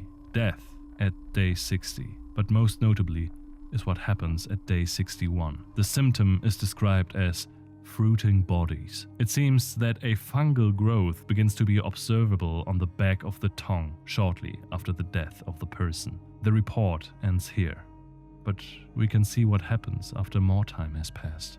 It seems they were looking into the sickness quite intently here in the Annex, because in a nearby laboratory we can find an X-ray of a human head that has a certain area marked with a circle. In the back of the head there is something that is notably different to the rest of the scan. Now, we have no further information that can interpret these X-rays for us, but if you would, say, Google a whole bunch because you are making a video about this game, you'd find that the marked area is most likely something that I'm going to pronounce as the occipital lobe.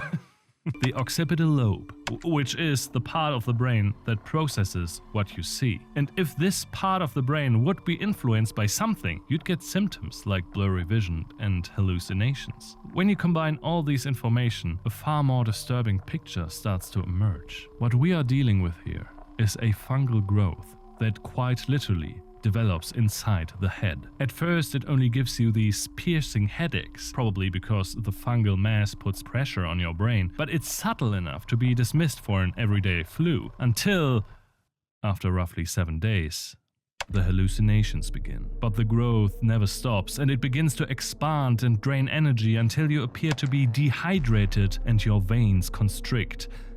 And then you die.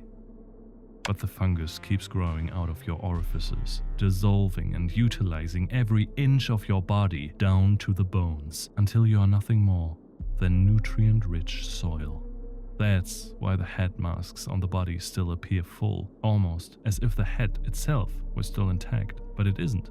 The fungus originates in the head, and over time it completely fills the masks, replacing what was once there. Trapped inside the rubber suit, the growth has nowhere else to go, so it forces its way out through the only openings available to it: the eyes, the sleeves, any gap it can find. For now, we park any further unsettling implications we can now make with these information and skim through a terminal we find here. It's from the lead engineer, Kenneth Murphy. We already know from previous conversations between crew members that he was one of the people that went into the canal seemingly on his own volition, only to disappear forever. We learn that we can actually manually mix the disinfectant formula to get us through the decontamination chamber, which is our next objective. However, reading through his diary, we get a picture of the state that he was in. Woke up in the past again, missing chunks of time. I feel like I need to be somewhere. It's like waking up from a dream I can't remember. And that voice, my voice. 1 day later, or 1 month later. Together. I want to point one thing out here. Like Mason in the ward, this guy here has a feeling of urgency, a feeling like he needs to be somewhere. And we have seen this in another place as well already. Maybe you've noticed. But for now, we have to find the lab where we can mix this disinfectant of EL9. So we crawl through a vent and enter a waterworks area where the water supply must have been managed from, but it's completely inaccessible right now. The only way forward is through a door that has been blocked from complete closure by a box underneath it. When we squeeze through, the first thing that catches our attention is what appears to be claw marks in some sort of tarp. The monster isn't here, is it? If we look through the hole, the camera won't focus on what's inside the room, but we can make out that it's another body sprouting a fungus. In the middle of the room is a little mass hole where we unexpectedly find an ID. Okay. Oh. Oh my god, oh my god, oh my god! Oh my god!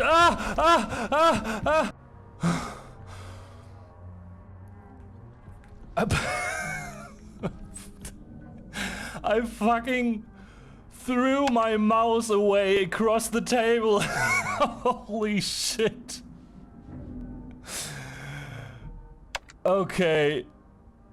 Okay, oh, my heart is pumping like crazy. Holy shit. This must have been the biggest jump scare in my entire life. While writing these lines, my heart began to race in anticipation to this moment, and reviewing how I acted in this situation, you can tell how panicked I was. For a short moment, I completely lost all self-control, and this game rightfully earned it. First, it lets you walk over the surface of the moon, physically distancing you from the place where you knew the monster was walking around. Then it lets you settle in for like 30 minutes into this new place, get some peace and quiet, hands you revelations and other stuff to think about, and then it pulls the oldest trick in the book, the old $5 bill on a fishing line.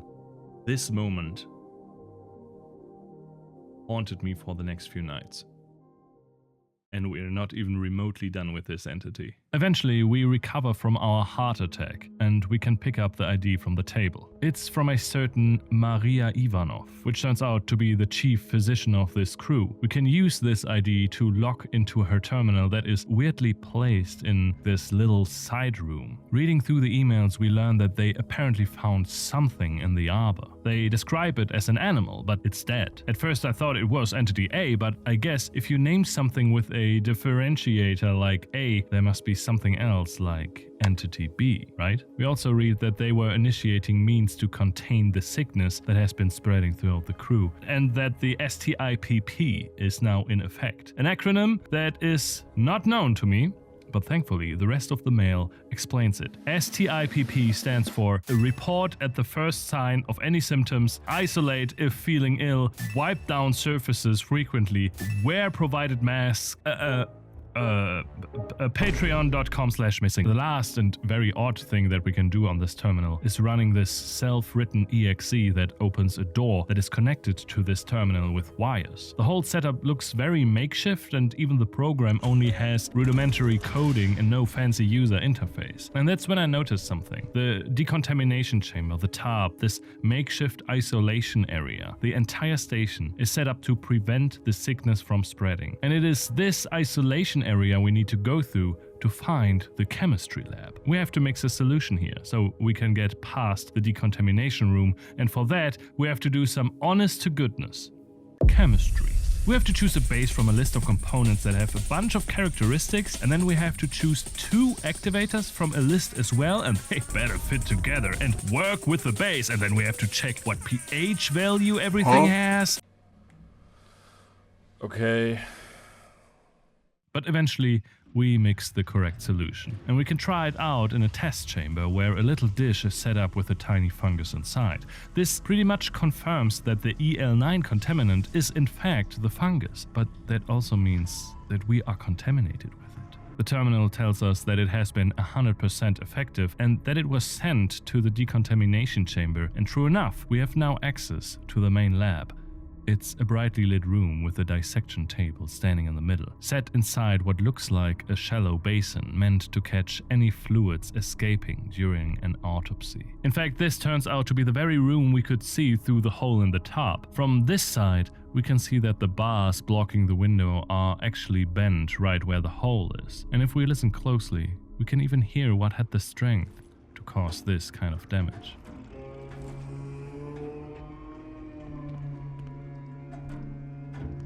This moaning almost sounds like a sad whimpering. On a nearby counter, we find a medical evaluation of the animal carcass discovered beneath the tree. Apparently, it was a massive and extremely heavy entity with 10 limbs and a long neck, inside which an apple was found, and this was deemed the cause of death. The creature was unable to swallow the apple and ultimately suffocated. Despite its many limbs, the body displays several characteristics commonly found in mammals, including ovaries, though notably no uterus or cervix. Based on the presence of the ovaries, the report concludes that the creature was female. It further speculates that this discovery implies the existence of a male counterpart. Turning towards the autopsy table, we can see that it is indeed another person that has succumbed to the fungus growth, only that it is not the only remains we can find in this room. On the table, we can find the head of whatever they found at the tree. We can read that it was too heavy to bring it here in one piece. Looking at it from this perspective, and 20 years later, it almost seems like an empty rubber mask. We can see where the eyes must have been, and where the mouth must have been. On the human body, we find the ID of William Davis, the founder. He has left an audio log as well. Such sorrow in her eyes. Or is it heartache? How lonely she must have been. I'm here now. He seems to have felt a real close connection to this animal. It almost seems like he could feel the emotions of this dead animal in its last moments. Or maybe I'm just interpreting too much into this. Or maybe I'm not, and I'm trying to lead you somewhere. The only thing we can do with our newly found ID is opening a formerly locked way to the cistern, which doesn't fill me with confidence. Oh no. Oh no, I don't like this at all. The cistern is dark and has a lot of bends and turns from which, let's say, a huge humanoid fucker could potentially jump at you at any time. Just saying. Oh no. Oh no. I don't like this. I don't like this. I don't like this one bit. Oh, why is it so dark? Eventually, after finding our way through a maze-like tunnel structure, we see a brightly lit room and turn a valve. We slowly and scaredly make our way back. Water we released floods in and we hear the sound of the creature, which doesn't faze us at all. And then we calmly walk to the nearby exit.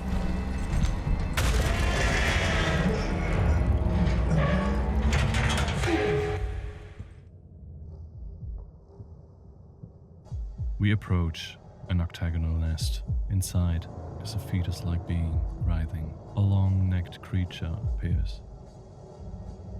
The fetus seems to still have an umbilical cord attached. At last, the fetus turns and the creature looks up to us.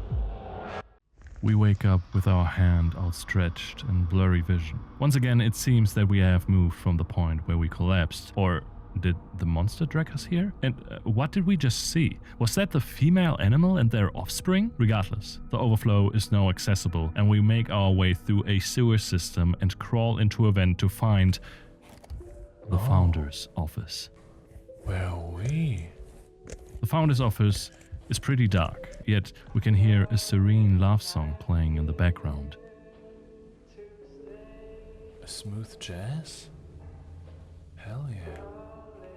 A brightly illuminated decorative wall catches our attention. An ongoing cycle of natural actions and patterns. We have heard these words before, and this design of the wall is oddly familiar too. Is this the texture of human fingerprints? On a desk we find several documents. The first one describes an incident that happened on another observation trip to the canal. A researcher went into a trance and walked into the canal, but they managed to pull him out immediately on a tether that everybody had to wear. Although they reacted instantly, he was in a pretty rough shape already. He was emaciated, extremely dehydrated, and a medical evaluation even describes him as if he were void of moisture. 12 hours later, he died. So this is interesting. We did see in the symptoms report that this life-stealing is only starting to appear on a later stage of the sickness, but he was just a few moments in the canal and he still came out as a human raisin. When accessing the terminal of the founder, thanks to the ID we found in the autopsy room, we can read through a very revealing set of diary entries from him. We already got the feeling that the founder was very interested in this find, but we see his interest evolve from a scientific curiosity to an obsessive infatuation with this thing. He even goes so far as to sleep next to the dead creature because she is, supposedly, speaking to him then. We can read how his mental state declines, and we can even listen to his final audio log. The canal whispers my name, urging me forward.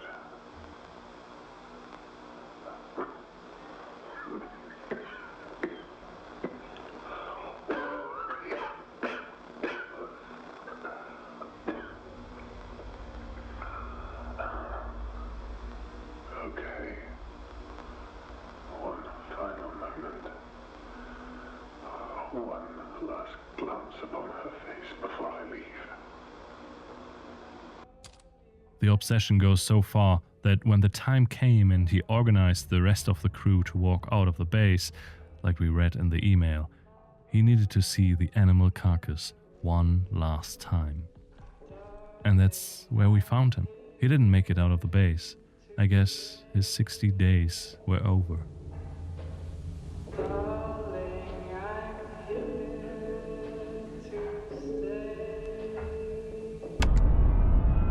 But in between his diary entries that tell of the dead entity, he drops pieces of information that give us extremely valuable clues about what is happening here. The first one is written 5 months before his death. The other entity that Henry encountered is still here. I can feel sadness that is not my own. The second one is written 4 months before his death. The others think they are hallucinations. They are mistaken. They are memories.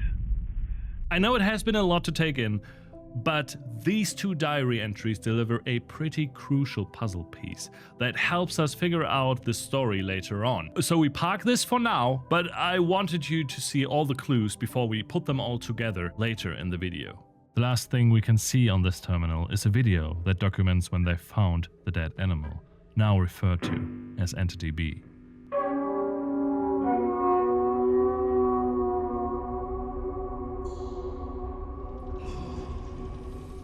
At the time, the tree in the arbor had still very lush foliage, and there seems to be lying a big blob on the ground.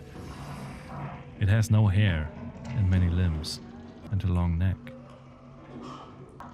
The text reads that Maria Ivanov was the one who found the entity, and that it likely died because it ate the apple and then asphyxiated due to the incompatibility with human produce. This pretty much confirms that the dead creature that we read so much about in the Annex is Entity B, the long-necked creature we saw in our vision. With everything read and watched and listened to, we do the actual thing we came here to do: upgrade our clearance to level 3. We save the game and take a look at our tasks.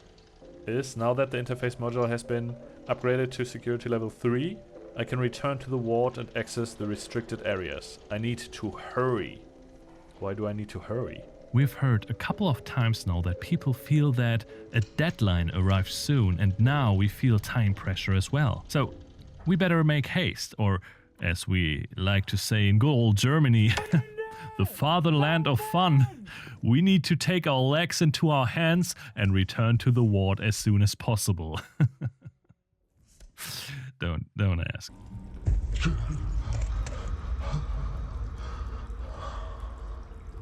Don't give up. Okay, we actually don't have much time left, I guess. We leave the Annex, run back across the surface and re-enter the ward, and begin the last chapter of the game. We are back in the ward, and thanks to our newly acquired level 3 clearance, we can now open all of the doors that were inaccessible for us. Well, almost all. The path. The fuck is the path? However, we can open the echography room, which we of course need to initiate the emergency echography. And what else do you need to initiate the emergency echography in the echography room? You need to align the two prongs, of course. At least that's what the echography terminal in the echography room tells us. Look, I'm trying so hard to be funny here. Could you please laugh already? There is also an audio log in this room, and it is the last one of the game. This reality diverges from our expectations. The canal, the moon. It requires us, and we require it.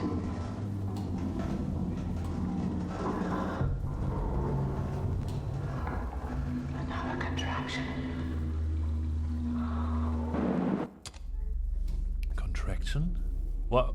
Are we birthing something here, or...? To align the prongs, we need to find the optimal spot on a specific terminal. The only problem is that we are still being followed by Entity A, which, at this point, hasn't really made me any less jumpy. No, if only I knew... Oh, I know. Oh! Oh, you fucking... Oh. In order to access the prongs, we need to make sure that the respective doors are powered. The last thing you want is to sneak around, dodging this creature, only to find the door to be inaccessible. I want to just make double, triple check if the prong 2 door is accessible. And then I need to go through this fucking shit. To align the last prong, we have to pass through the area where the monster prowls most often. You'd think that after all this time, I would be used to it, immune to its threat. But just the thought of running into it again was enough. Fuck. This sucks so hard. I don't know where he is. It could be here.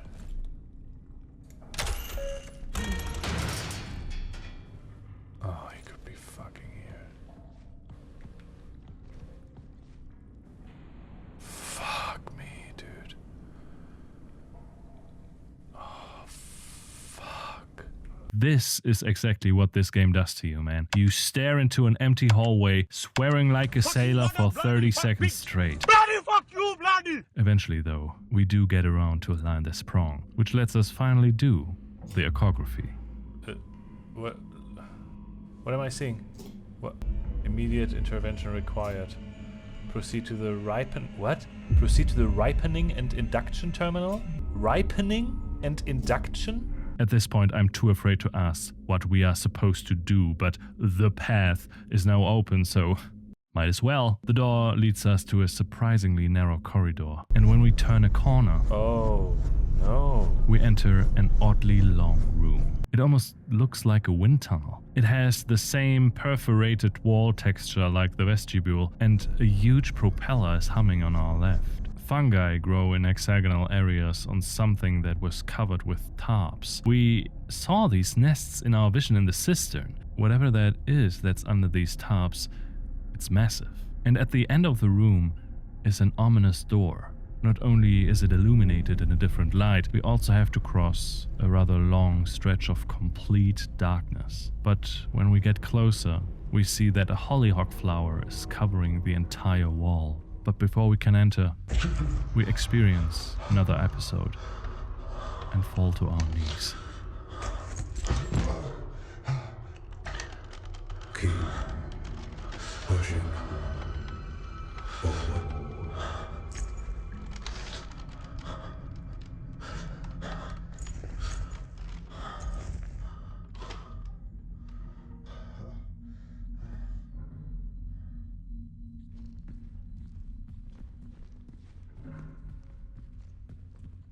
We enter a strange room. The walls are covered in a red plastic fabric. There is a little stool and what looks like a small version of the ASN core. It is impossibly quiet in here.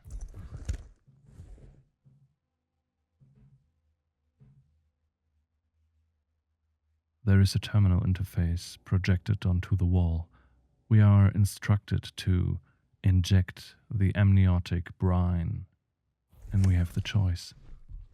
Do we want to do it, or do we want to do it? I chose to inject the brine. We see an animation of a black bar pushing through a cylinder, or is the cylinder getting emptier? Either way, from this perspective, it looks like something is pumped into the orb. As the black bar reaches the bottom, the entire base suddenly begins to shake. It sounds like the architecture is suddenly under a lot of stress. We leave the strange room as the base moans and shakes more frequently now. Dust and debris falls from the ceiling with every quake. We make our way to the only place that makes sense right now, the canal.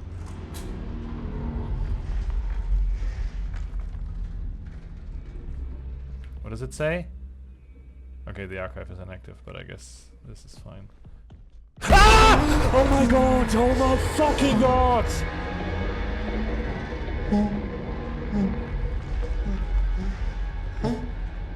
You wanna watch a YouTube video, buddy? You wanna watch Mr. Beast? I can do that. I can do that.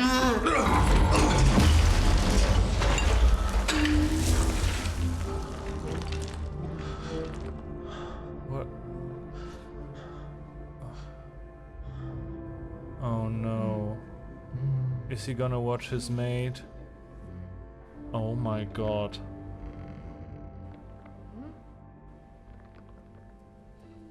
And suddenly, within seconds, the creature that induced so much terror and fear is suddenly the saddest little being in the entire universe.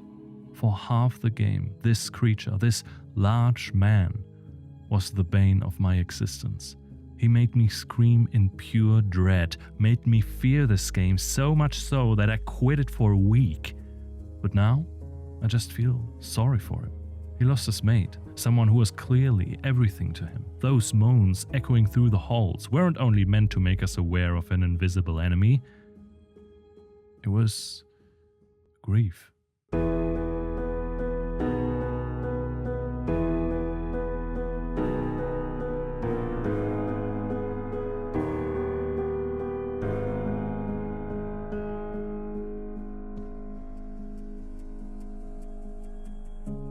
know the documents call them entity and animals, and I called him a creature throughout the entire game, but in this moment, we recognize his pain instantly, and we can't help but feel sorry for him.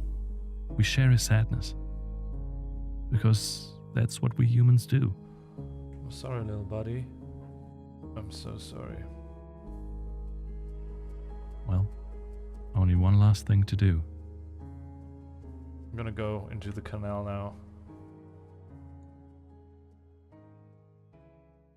We walk back into the blue room and stand in the airlock to the canal. Now that we have the necessary credentials, we can operate the terminal and...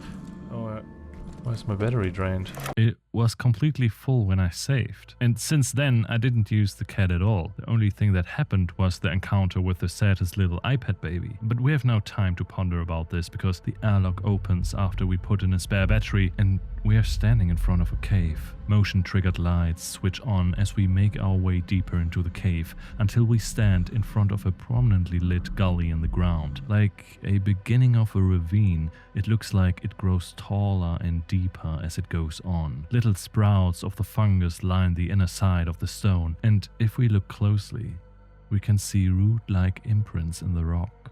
Is this it? This is the canal? I guess that's where we're going. I say in unwavering confidence and make my way into the place that we've heard so much about. Step by step, we head into the darkness until the void envelops us.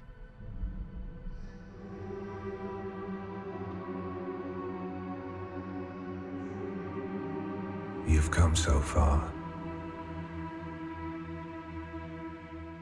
One final step.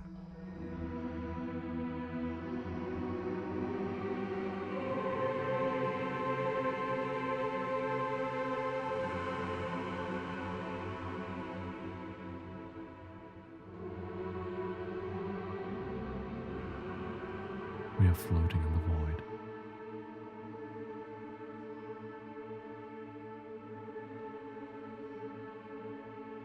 And as we gently spin around,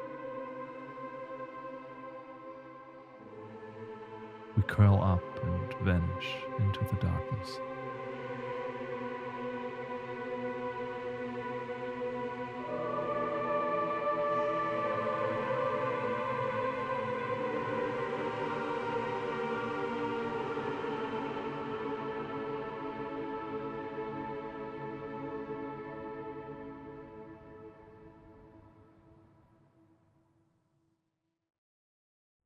We wake up in a curious place.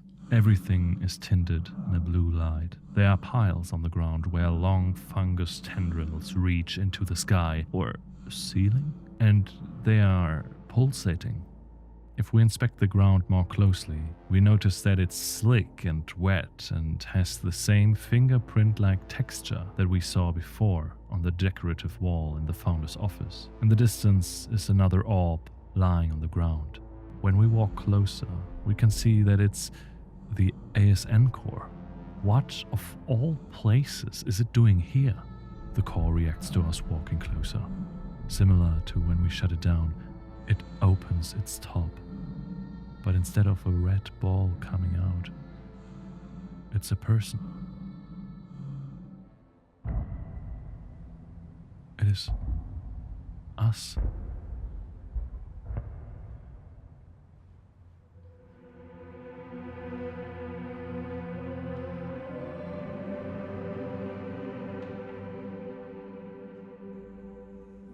Together.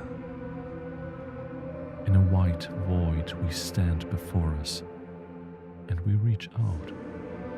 We begin anew.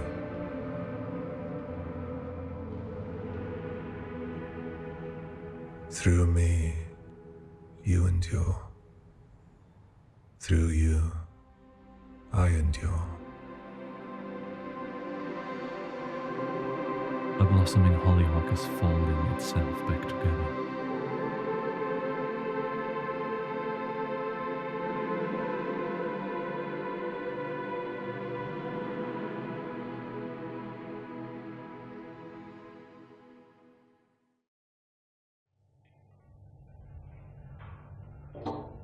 We jump forward in time. We see a classified report. There are many redacted words. We see it's from the Prism Institute and it's from the Prism Archive, but it recounts the events starting from the first canal expedition from to 1979. Redacting how this operation ended, the report jumps to 1999, where John Cooper of the Union Plaza base discovered something that is redacted here, but we know to be the body with the fungus. We read how we, the engineer, were sent to the base to correct the ASN and then entered the ward. Then contraction events increased in intensity, apparently similar to those recorded in the original expedition. They sent another team to retrieve data and presumably samples of the fungus, and we can read that they reported a dense concentration of what they describe as pollen as they entered the ward. 2 hours later, they experienced immense interference until contact to the team completely cut out shortly after, but they managed to send one last image.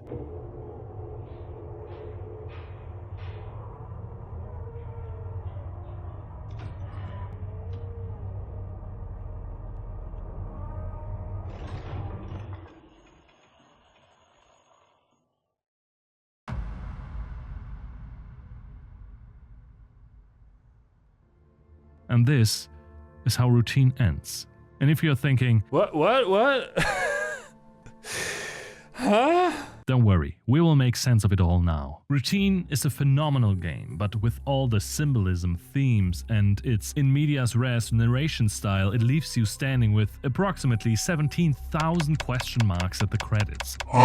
So let's go over what happened before we wake up in Union Plaza. And for that, I want to shout out The Ganchian on Steam, who put all the documents in chronological order, which made my life a lot easier. In the late 70s, the Prism Institute, founded by William Davis, built a base on the moon to research the epicenter of reverberations or quakes that they monitored from Earth. I guess to make it a little bit more homely, they chose to decorate the rooms with a flower-themed wallpaper, and the founder himself greeted the arriving researchers via a recorded audio message, thanking them and congratulated them to their foresight. When everything was set, they went out on an expedition to study the epicenter and found what they later called the canal. They recorded video footage and scooped up samples of biological matter around the canal, but one of the researchers just went into it out of nowhere and vanished. They went back to the base and tightened security measures for the next expedition, namely that people now needed to be tethered to each other when exploring the canal. When analyzing the data of the canal, they found that the entire video footage was scrambled, besides like a few seconds. But most importantly,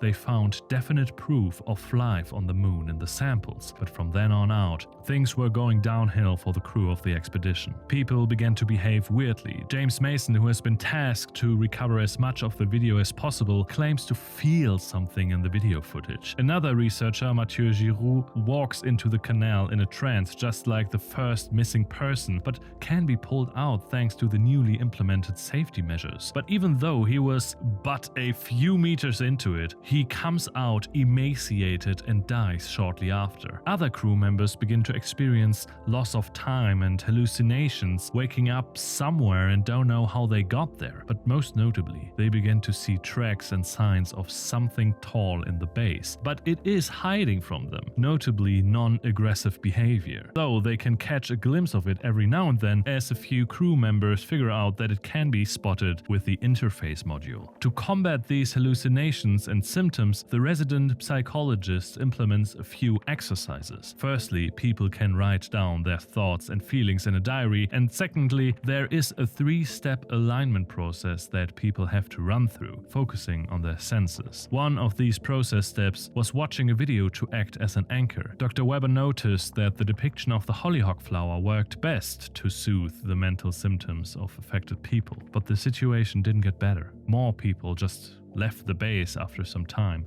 Those who wrote in their diaries eventually mentioned the same word: Together. That's when they locked up the base so that people couldn't leave and walk into the canal, and also to keep what they presumed to be a sickness from spreading. From studying infected crewmates, they learned that the first signs of the symptoms are headaches, then hallucinations, and after a month, it gets increasingly difficult to breathe until death at around 60 days. While all this is going on, they suddenly find a gigantic life form lying dead underneath an apple tree they brought from Earth. It was too massive to bring it to the lab, so they did an on-site autopsy, and for a more thorough examination, they studied the head at the control lab. It turned out that although it has 10 limbs and weighs half a ton, it does have mammal and human features like hands and even ovaries, but it lacks the rest of the features to sexually reproduce. William Davis, the founder, is particularly infatuated with the find and spends a lot of time in the presence of the carcass and eventually obsesses over it. He begins to feel sadness that is not his own and his own voice urging him to go into the canal. He is not the only one that experiences these voices. Although quarantine-like containment measures were in effect, eventually everyone is infected with a contaminant named EL9. And several times we can read an increasing urgency that people experience to a perceived deadline of sorts, and so does the founder. And when the time arrives, the base experiences lunar quakes that Dr. Weber calls contractions in her final audio log, and the remaining crew walks out of the base and into the canal, presumably. All except William Davis, who had to look one more time at the head of the large creature in the control lab, but his 60 days were over and he succumbed to the symptoms of the sickness. And so did James Mason, who locked himself in the vestibule because of his perceived obsession with cleanliness regarding the canal. 20 years later, a lunar quake shakes up a new moon base that has been built in the meantime. Union Plaza is supposed to be used commercially and attract tourists, and protocol demands that a perimeter check is being performed to ensure the integrity of the base. That's why John Cooper goes on a moonwalk and notices a newly formed fissure near the base, where he discovers a human body, or more like a rubber suit with nothing but a fungus growth sprouting out of it. We don't know who this body belongs to, and the author of this chronology thinks it's Kenneth Murphy, one of the crew members that just walked out, but I think it's more likely to be the body of Mathieu Giroux, because it's the only documented body to be buried on the moon and therefore unable to have walked into the canal, but that's, of course, just a theory. Regardless, John Cooper heads back to the base where he is promptly escorted to the ASN, the AI controlling this base, to input his report and the video he has been recording on the parameter check. The ASN reviews the video over and over again and detects a contaminant, most likely after also noticing that John and people around John are getting sick and showing the symptoms. ASN locks Union Plaza down, which prompts the locked-in crew to call a software engineer to fix what they think is a malfunctioning base AI. But shortly after the request was sent, ASN cuts all communication, most likely to prevent more people to come to the station. It sends out Type 5 robots to collect and bag the infected crew and the one remaining guest stranded in Union Plaza. And that's where the game starts. That's when we wake up with our hand outstretched from the dream where we heard the voice. Only that it wasn't a dream.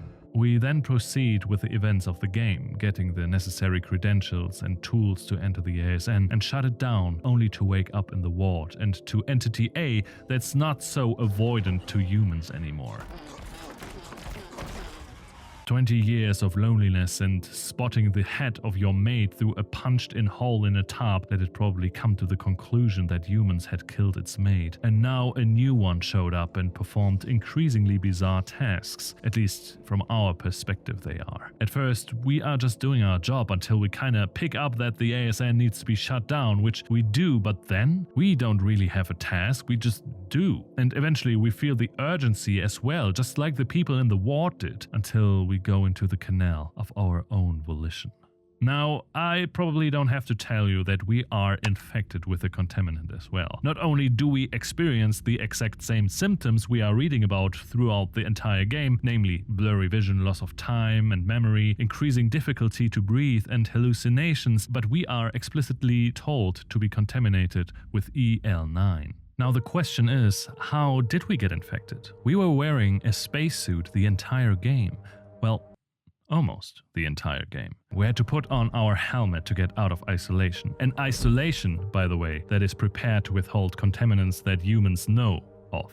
But this is something different. The game hints at the fact that the sickness is being spread via airborne particles. Not only is there an emphasis on breathing and later on difficulty to breathe, but we also see a room that can be seen as responsible for the air processing and distribution of the ward. Only that there are no known plants growing to create oxygen under artificial sunlight, but the fungus, presumably distributing its pollen, just like the Epstein files at the end said as well. But however the sickness is being spread, it obviously compels you to do a certain task, going into the canal. And the game is doing a phenomenal job here, showing us how subtle it can seem to be influenced. I mean, when you read the diary entries of the people in the ward, at the last entry latest, we can tell that they are being influenced by something. We can immediately tell that their behavior changed and something is up. But these entries are written over a few months, and from reading our own diary entry of sorts, the tasks, we can see how seamless it feels when things develop. Because when we arrive, we are just trying to figure out what happened and do our job by shutting down the ASN and... Oh, wait,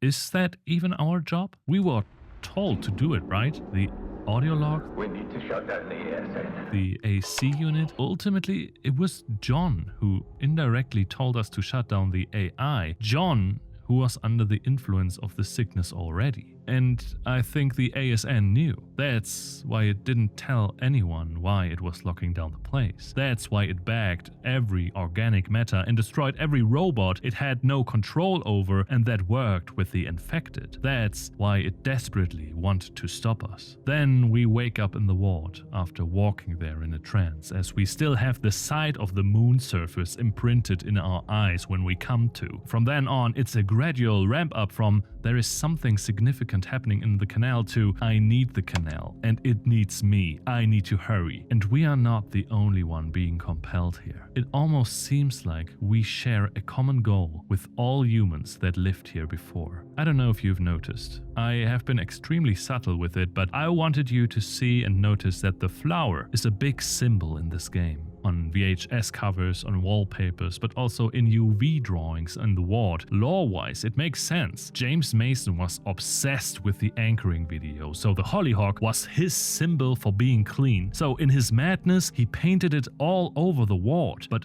why do we find it in Union Plaza? Why did John Cooper draw this exact flower over and over again 20 years later, even carrying it with him when he died near the ASN? But John wasn't the only one seeing symbols. In our vision, we see this lunar eclipse-like event several times. And when you carefully inspect the vestibule with the UV module, you'll see that James Mason wasn't just painting flowers, but the exact same image we see as well. And talking about knowledge we shouldn't have, in the cistern we experience this vision. It's safe to assume that it is a memory of Entity A. We are looking down from his perspective on a still alive Entity B. Also, William Davis, the founder, talked about feeling a sadness that wasn't his own. There is a theme here, a theme of being connected. And I think it has to do with the fungus. We know that once you get infected, it starts building up in the back of your head, causing headaches, blurred vision, and eventually hallucinations. It literally drains the life out of you until you die, only for it to grow out of your mouth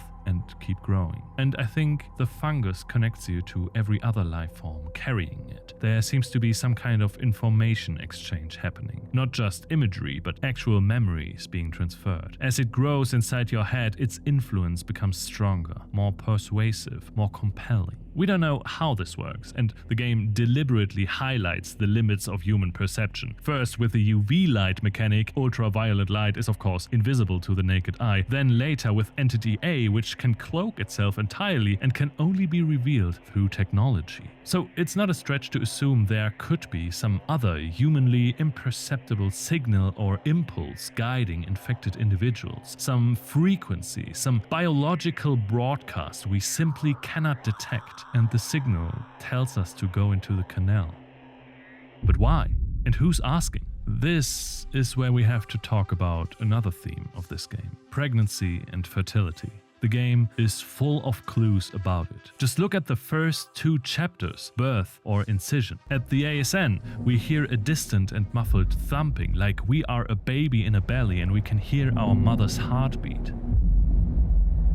The vestibule is not only a kind of room, but also a name of a part of the vagina. We perform an echography, also known as an ultrasound, and we do it in the maternity ward, only to walk into the birth canal. Hell, even PRISM can be mapped to a real-world research project that looked into pregnancy-related topics. And it doesn't stop there. We inject amniotic fluid into what can be interpreted as a fertilized egg cell in a room that, the Gentian pointed out, can be accessed through a vagina-esque doorway. We are, quite literally, bringing the seed into the womb of the moon. We are what bees are to the flower, involuntarily facilitating its reproduction. Bees are drawn to the blossoming flower as we are infatuated with the moon. And it is as the welcoming message at the very beginning of the game says. Vast, alluring, magnificent. A sight that has captivated humanity for generations. And that's why the vision says this. I bloomed gently, hoping something might answer. It wanted us to come here, to do this, but not to make a child. At least, not in the conventional sense. At the end of the game, we get a glimpse of what has happened roughly 20 years after our story ends, and the PRISM recovery team shoots this picture. First of all, it is a curious sight to see flowers blossoming on these root-like fungus vines in a dark cave, and they very much resemble the hollyhock flower, but there's also something there that needed to be redacted, and I think it is a child. We see in the memory that there are babies being made here, but this is no umbilical cord. This is a tendril. They are growing their babies on those vines. I mean, it makes sense that they have to find a different way to reproduce, since they don't seem to have conventional reproductive organs. We read that Entity B has ovaries, but nothing else besides that, and Entity A?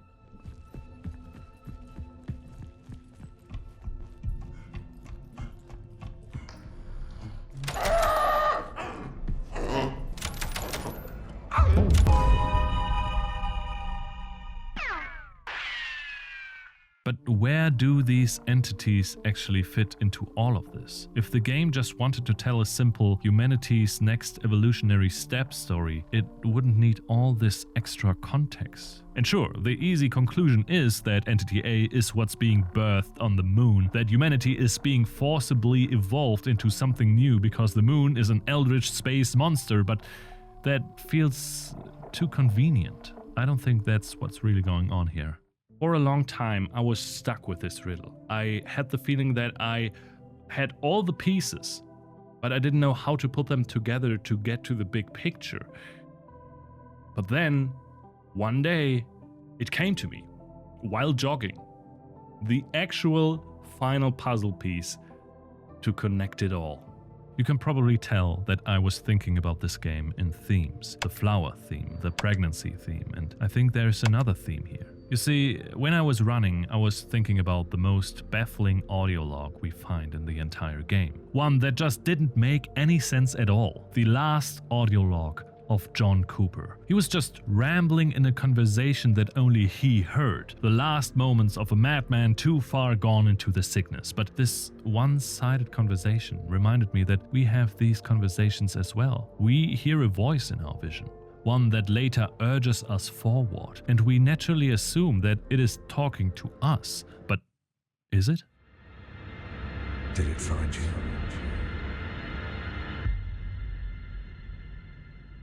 And that's when I had a realization. The greatest moment in this game for me personally is the moment where we switch from fear to sympathy for Entity A, when we realize that he lost his mate and is really sad about it. And documents and audio logs go over how he is the male part and that there is a female counterpart, and that made me think, can we zoom out and apply this male-female thing on a greater scale? Because the moon is presented with biologically female attributes. It has contractions, a birth canal, etc. But who is playing the male part here? Well, there is only one real contender, isn't there? Do you know how the moon was made? I do, of course, and I was writing the following sentence without looking at the formation subchapter of the Wikipedia article of the moon even for one goddamn second. Thanks to isotopic compositions that only the moon and Earth share, the running theory is that a Mars-sized planet crashed into a proto-Earth and the debris of the impact formed into the moon eventually. And in the very beginning of the game, where the voice speaks to us for the first time, it says this. We started this journey together, chasing the unknown, seeking what we could not see. But now, we're lost. Whatever the moon is, whatever Earth is, they were once one entity. They were Together. Now they are not, but they strive to be. At least the moon does, as it wishes to be reconnected. And we can see that in the vision, and in every diary entry, and even at our own end. But how? Apparently they cannot move on their own volition. And this is where John's last words come into play. I tried to reach you. Yes. Please. It's beautiful. Thank you. I think it awfully sounds like how someone would react if they received a gift. I think the moon is receiving a gift here, a gift that came from Earth. And the gift is life, or nature. Earth managed to make contact with the moon through humans. It developed the means to cross the great gap between them by developing a life form that evolved so far that it was able to lift off into space, only to satiate its immense curiosity about something that they saw waxing and waning above them, month after month. And this life form tries to make sense of everything. Its brain developed to rationalize every fact in front of them, even if it cannot understand it. I think that's why the tasks we are doing and the things we see get increasingly more bizarre. I don't think that there really was a terminal where we had to choose between yes and yes to inject amniotic brine into a tiny X-cell ASN core. I think, as the former ASN specialist that flew to this base to fix an AI core, we replaced and rationalized the incomprehensible with something that we know. That's why at the very end we see what has developed in that X-cell, in that ASN core, and we embrace it. And it is here, at the very end of the road for our ASN software engineer, that we see this depiction of the creation of Adam, and it throws a completely new and terrifying thought into the ring. The fresco by Michelangelo depicts the moment of a god giving the divine spark to humans, giving life, giving purpose. We only see the fingers here, but in the original, it is commonly interpreted that the cloud of fabric that the god is in can be seen as a brain, but also as a uterus. Both themes that fit disturbingly well into our story. But when we think about the implications here, it's unsettling. What if there never was a benevolent god, but an indifferent being seeking to solve its own problems? What if this purpose that we try to explain our own existence with was just another part of a natural cycle? There is something that compels us to go to the moon, as the bees are drawn to the flower. And we see this curiosity in the researchers who came here and explored the canal, or the tourists that visited Union Plaza. But eventually everyone gets infected by the pollen and either make it to the canal or die and become nutrition for the life forms that follow. Even if these life forms are bizarre, Entity A is human, but not quite. Entity B has a womb, but 10 limbs. Babies growing on plants. It's like someone played broken telephone with the very concept of nature, but it came out all twisted. We are seeing an ecosystem in the making. Life creates life. Life ends, and in dying it becomes the foundation for what comes next. Plants grow from death, animals feed on plants, and the cycle quietly resets itself. Roughly every 20 years. 79, 99, 2025. An ongoing cycle of natural actions and patterns. It's a routine.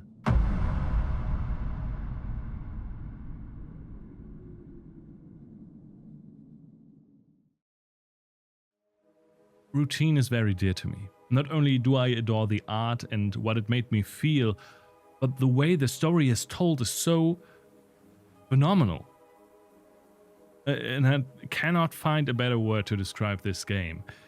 It also found its way into my life with impeccable timing. All the themes of pregnancy and fertility hit pretty close to home for me, as we are currently growing a child on a vine as well. And I cannot wait to meet him. Thank you so much for watching.